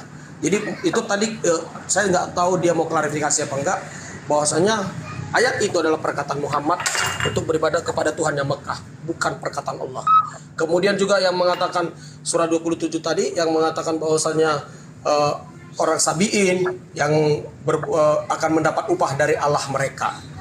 Nah, yang mengatakan ini juga kalau Allah atau Muhammad. Nah, yang saya bingung kalau Quran mengatakan Quran ini 100% firman Allah, 100%, bukan 90%, tapi 100. Nah, jadi saya pikir ini ya soal seumur hidup. Dan Muslim bisa saja mampu menjawabnya, terutama Juma kan. Nah, yang lain mungkin banyak nggak bisa menjawab. Dan Kristen juga seperti itu, pertanyaan kepada orang Kristen sering diserang dan banyak juga yang tidak bisa jawab. Baik. Dan asal jawab seperti itu. Baik.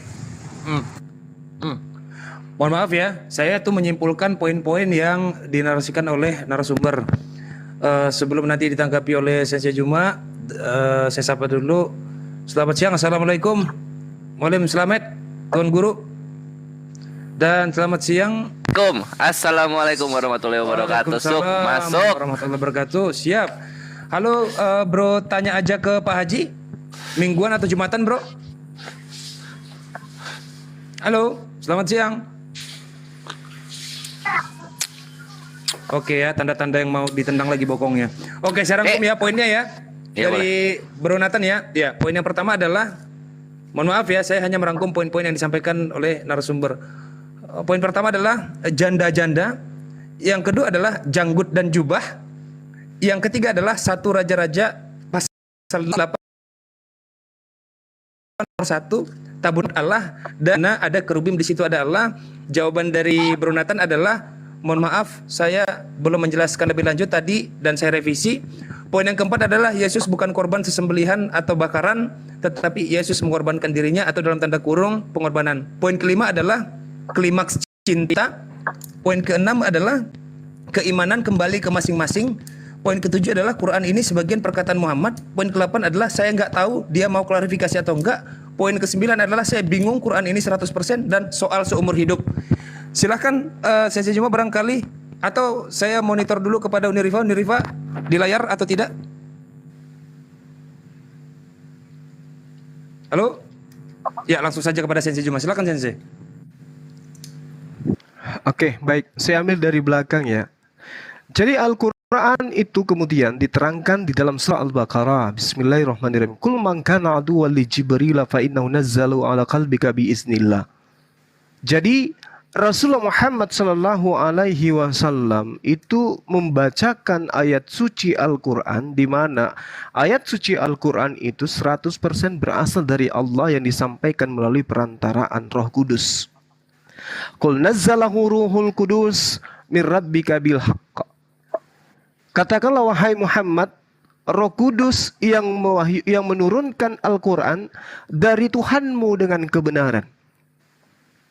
Jadi Al-Quran itu diwahyukan oleh Allah melalui Roh Kudus kepada satu oknum. Bukan seperti kitab saudara, ke Lukas, ke Markus, Matius, Paulus, tapi mereka ini bukan penerima wahyu. Jadi Al-Quran itu diterangkan, Qul nazzalahu ruhul kudus min rabbika bil haqq. Nah, Rasulullah Muhammad sallallahu alaihi wasallam menerima Al-Quran melalui perantaraan Roh Kudus untuk disampaikan kepada seluruh umat manusia. Makanya dikatakan litubayyina linnasi ma nuzzila ilaihim. Engkau menjelaskan apa yang Tuhan turunkan, wahyukan kepada manusia agar mereka berfikir wala'allahum yatafakkarun. Jadi sumber Al-Quran itu dari Allah melalui malaikat Jibril atau Roh Kudus, lalu kepada baginda Rasulullah Muhammad sallallahu alaihi wasallam. Sumber satu-satunya yang awal dari seluruh manusia, Al-Quran itu dari lisan baginda Rasulullah Muhammad sallallahu alaihi wasallam. Jadi tidak ada penyampai Quran yang lain selain beliau yang pertama kali. Kemudian Quran itu bersanad, memiliki mata rantai, disampaikan kepada para sahabat. Sahabat menghafalkan. Setelah menghafalkan, mengajarkan kepada orang lain untuk dihafalkan. Orang lain setelah menerima hafalan, melampaikan lagi kepada murid-muridnya. Sampai kepada kami hari ini. Jadi Al-Quran itu bersanad.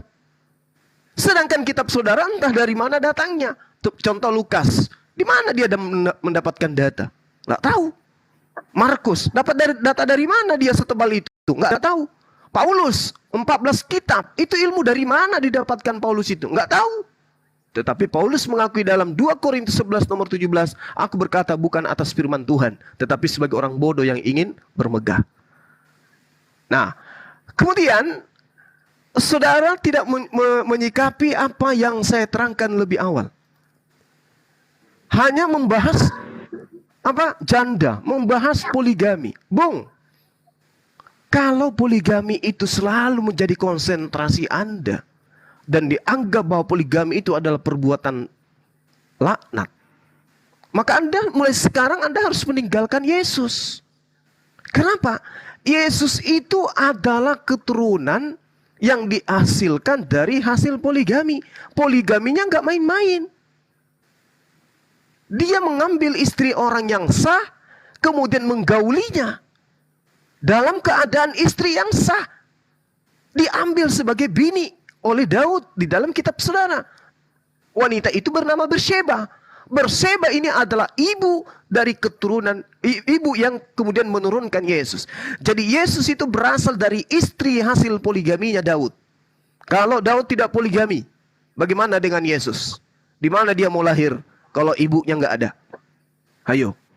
Jadi jangan Anda menghujat poligami. Itu namanya Anda munafik.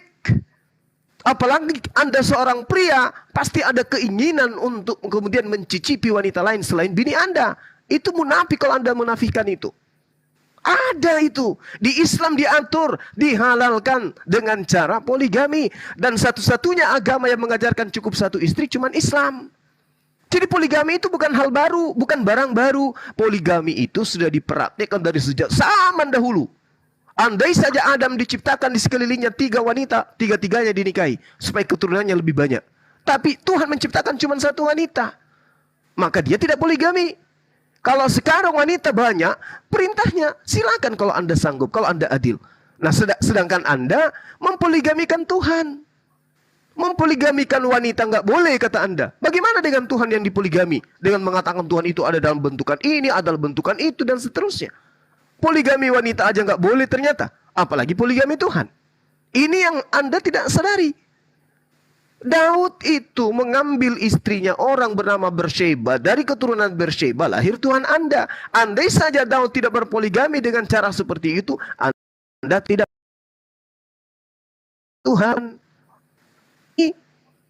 Jadi tolonglah, poligami itu jangan sekali-sekali dinista. Karena poligami itu di Islam adalah solusi yang diberikan oleh Allah setelah nabi-nabi terdahulu itu istrinya sampai ribuan.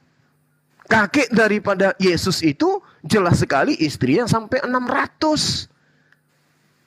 Jadi terlalu rendah ketika Anda ingin menjatuhkan Islam dengan poin itu. Sekarang tugas Anda adalah, kalau Tuhan kita itu beda, itu sudah fakta. Tapi kalau Anda mengatakan Tuhan Anda dengan Tuhan yang para nabi itu sama, itu yang Anda tidak bisa buktikan. Kalau kami sudah buktikan, 1 poin aja. Tuhan kami memerintahkan mempersembahkan hewan sebagai kurban persembahan. Tuhan Bani Israel meminta kaum Bani Israel mempersembahkan hewan sebagai persembahan. Tuhan Bani Israel menyatakan dalam Kejadian 17 nomor 7, aku akan menjadi Tuhannya Bani Ismail secara turun-temurun. Anda nggak bisa bantah. Nah sekarang Efesus 5 nomor 2, dengan kasihnya Yesus, dia telah mempersembahkan darahnya untuk kita sebagai tebusan kepada Theos. Theos mana yang minta tebusan darah manusia? Tak ada Kristen pun yang mampu menjawab ini. Saya yakin 2 hari sebelum kiamat, tidak akan pernah saya temukan Kristen yang mampu menjawab ini dengan baik. Kecuali mutar, salto, keliling orang buta, awas anak kecil, ditangkap orang buta. Itulah dia. Jadi tolong teman-teman, saya kasih ruang waktu saya untuk ditanyai tentang Tuhan yang benar itu seperti apa. Dan saya menjelaskan. Tetapi ketika saya melemparkan pertanyaan, tak ada satupun Kristen yang mampu menjawab. Efesus 5 nomor 2, Yesus menebus dengan darahnya kepada Theos. Theos mana? Andai Paulus hadir hari ini akan kutanyai dia, wahai Paulus laknatullah, siapa yang mengajarkan engkau bahwa Yesus datang untuk menebus kamu dari dosa-dosamu dengan cara menumpahkan darahnya kepada Theos. Dan Theos yang minta darah itu Theos apa namanya? Theos Molok, Theos Dagon, Theos Baal, atau Yahweh. Kalau Tuhannya Bani Israel yang kalian sebut Yahweh, nggak mungkin. Kenapa? Di dalam Imamat 18:21, Tuhan marah, Tuhan murka. Bahkan di dalam Imamat 20 nomor 3, Tuhan akan menghabiskan orang-orang yang persembahkan manusia kepada Dewa Molok. Pertanggungjawabkan itu wahai Paulus.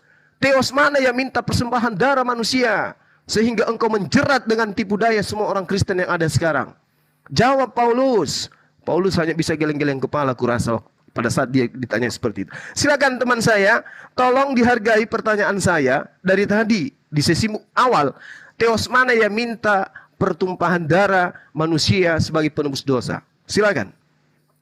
Assalamualaikum, Guruna, aku mau nambahin boleh? Nanti ada adinda saya yang menggantikan saya, Dinda Neflos dan juga Dinda Kore. Silakan. Siap. Ini aku mau nanggapin yang ini, yang soal apa tadi tuh, Allah itu hanya gelar gitu dibilang. Allah hanya gelar. Sebentar, teman-teman. Ya. Nanti di sesi berikutnya dengan Bang Juma tentang tadi malam sebenarnya sudah kita bahas Bang Juma mengenai ini, tentang Theos mana dan tentang bagaimana pengorbanan Yesus di kayu salib. Dan kemungkinan biar lebih puas lagi kita buat khusus tentang topik pengorbanan kapan sesinya. Oke, sebentar malam pukul 8 waktu Makassar boleh. Di mana kita? Di mana? Di room siapa? Di sini juga boleh. Di sini aja. Dinda. Di sini. Oke. Iya, Itu iya. Riva sudah saya follow ya. Riva follow back ya. Oke, ini menarik ini. Saya akan konsentrasi dengan satu tema ini. Saya kebiasaan kalau polemikus Muslim bertanya tidak terjawab itu terus diulang-ulang. Jadi saya mau selesaikan itu nanti malam jam 8 ya. Oke, terima kasih Saudara Nathan. Saya pikir saya bangga dengan Anda. pamit dulu bro. Bro Juma saya pamit dulu tuh Mak ya. Oke, Saya silakan, sudah silakan. hampir dapat apanya ya. Tunggu Nathan, ini mau ini dulu. Aku mau Udah, itu apa? Allah sebagai gelar itu Di sudah sini sering juga boleh. kita bahas. Ya, Allah sudah nggak sering kita apa-apa. bahas. Ini datanya ini nggak akan kita yang bahas yang Allah hanya dalam Iya. kitabnya saja, tapi melalui sejarah-sejarahnya. Ini mau dikeluarin. Oke pasti. Sejarah Jadi kan saya harap dari teman-teman semua Kristen yang masuk ke room saya, kalau masih ingin terlibat diskusi, tolong di follow saya biar kalian dapat notifikasi ya. Dan teman-teman, saya bisa menawarkan kalian berdiskusi dengan para debater-debater kita, di antaranya Bang Zuma, Slamet, Nevlos, saya, dan juga mungkin Bang Ali atau Ustaz Rafi. Dan tergantung requestkan teman-teman. Tapi jadwal praktek dokter kita saya akan tentukan nanti dan saya akan publish di VT nanti ya. Jadi yang ingin berdiskusi dengan Bang Zuma, silakan tidak bisa melalui Bapak kecuali lewat saya. Lewat saya boleh. Silakan. Terima kasih. Ya, jadi itu termasuk nanti Allah gelar itu juga bisa kita bahas nanti sekaligus 2 topik Oke, itu. apa tema yang Nggak usah. Ini harus beres sekarang ini. Ini beres sekarang kok. Oh, Beres Sebentar sekarang ini. malam terkait Dewa Molok, Dinda, jam 8, jam 9 waktu Makassar mungkin. Ya, silakan. Sip. Nah, perhatikan. Jadi kalau misalnya Allah itu gelar, apakah nama Allah itu digunakan oleh bangsa-bangsa lain di luar bangsa yang menyembah Tuhan yang benar, atau seperti Tuhan dari orang-orang lain gitu yang digunakan di setiap wilayah-wilayah? Perhatikan di sini. nah, itu langsung saya jawab cepat. Dengar ya. Tunggu dulu. Datanya tunggu. Apa lagi? Kok enggak usah pakai lama. Itu Kristen Nazaret, orang bahasa Aram, Kristen pertama, mereka menggunakan kata Allah dalam bahasa Aram. Allah, udah. Yang digunakan orang Israel itu adopsi dari berhala. Jangankan Allah, Elohim juga. El itu juga dari berhala. Dan Ya, Anda boleh cari di Nggak ada. Yang ada Jadi, dari berhala itu tunggu. Adonis. Adonai itu justru disebutan untuk Tuhan. Itu Enggak, bahasa itu dari Israel Adonis, resmi. dewa Yunani. Tidak, itu Adonai bahasa kayak Tuhan. Ya udah master nanti gitu. kita Nah, itu ini bukan unik gelar. gimana nih? Gua nggak boleh menjelaskan di sini unik. Saya pikir itu dia penjelasannya dan sudah real. Bahkan Oke, Elohim dulu, yang digunakan. Bang Nathan, di sini Kores juga Selamat juga berhak untuk memaparkan. Anda diam dulu, nanti Anda baru bantah. Kalau Anda ingin mengelaborasi lagi kan nanti malam Anda punya waktu dengan Iya. Bang Zuma, ya. Nah, Adonai itu dari sini loh, lihat nih ya. Ini Adonai. Kita buka aja kita yang paling inilah. Adonis. Nah, di sini. Apa itu Adonis? Adonis adalah tokoh yang berasal dari Semitik Barat yang merupakan tokoh sentral gitu. Ini asalnya orang dalam pemujaan. Dijadikan gelar untuk Tuhan. Apa jadinya? Adon. Lalu kemudian ditambah jadi Nai, bukan Nis. Gimana sih? Nah, sekarang kita lihat di sini. Tadi dibilang Kristen Arab menggunakan kata Allah. Oke, apakah mau dibilang Kristen itu pagan? Kan enggak. Nah, sekarang yang gua bahas di sini, apakah nama Allah digunakan oleh bangsa-bangsa pagan di luar wilayah Arab dan orang-orang beriman sebagaimana yang digunakan oleh orang-orang kekristenan gitu yang tidak tahu sejarah awalnya dan nama Tuhannya. Nih, lihat. Di sini kita buka misalnya Yahweh. Apakah Yahweh pertama kali originalnya itu di mana? Di Yahudi? Enggak. Nah, nih keluar. Yah, Egyptian God. Lihat, perhatikan apa di sini? Iyah. Ini bahasa Koptiknya is a lunar deity in ancient Egyptian religion. Adalah dewa bulan di Mesir. Di agama Mesir. Yah, the other Egyptian moon god. Ada lagi di sini. Yah God, land use travel. Yah God was a lunar deity in ancient Egyptian religion. Jadi kalau misalnya mau dikasih nama Yesus dari Yahweh menjadi Yesus, itu artinya apa? Dewa bulan yang menyelamatkan, kawanku. Sedangkan Allah tidak pernah digunakan oleh bangsa-bangsa lain, gitu loh. Lalu kemudian ketika orang-orang kekristenan memanggil nama Yahweh, nah ini datanya, ini ya Ikhwan disimpan nih. Nah ini Wilhelm Gesenius, ini Wilhelm Gesenius. Dia hidup di abad ke-18, 1786, matinya di 1842.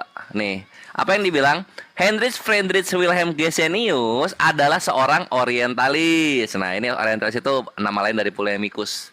Lutheran dan kritikus Alkitab asal Jerman. Jadi ini kekristenan cabang Jerman ya. Ia dianggap berjasa Antara lain untuk rekonstruksi pengucapan tetragramaton apa ini? Dar. Jadi nama Yahweh itu datang dari Kristen sendiri, cuma difitnahkan itu datang dari bangsa Yahudi. Padahal mana ada orang Yahudi namanya Wilhelm Gesenius, mana ada? Nggak ada, bre. Maaf, nggak bisa dibesarkan. Komalnya Kores nggak bisa dibesarkan. Oh gitu, ya udah. Nah, lalu kemudian kita lihat lagi di sini yang poin kedua yang ingin aku bahas adalah mengenai poligami. Poligami adalah budaya-budaya yang sudah ada lebih dahulu daripada Islam dan itu dibatasi di dalam Islam gitu. Jangan paksa kami menggunakan hukum monogami ekstrim, gak boleh poligami yang awalnya itu lahir di sini. Awalnya itu lahir di mana nih dia? Ya ini. Selamat. Nah ini ya. Halo Bang Selamat.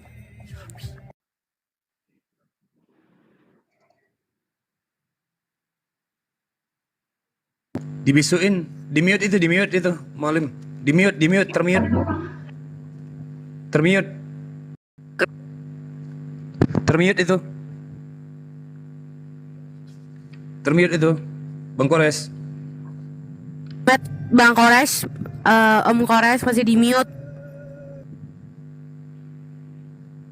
Wah, di mute.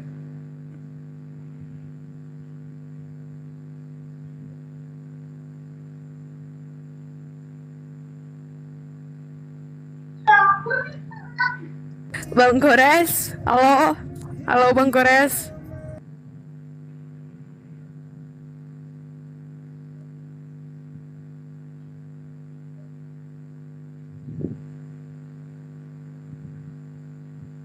Bang Kores masih di mute.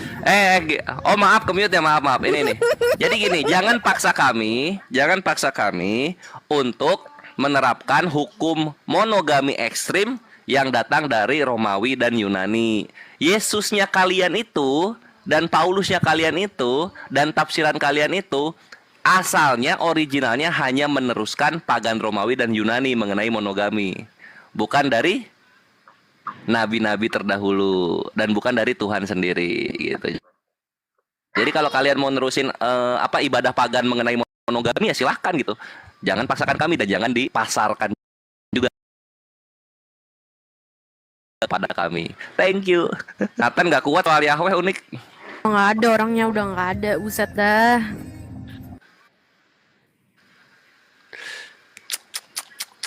Bang Selamat, halo. Lovely-nya lagi dong, lovely-nya lagi. Halo. Lovely-nya lagi mana? Sarangnya. Salah. Gini.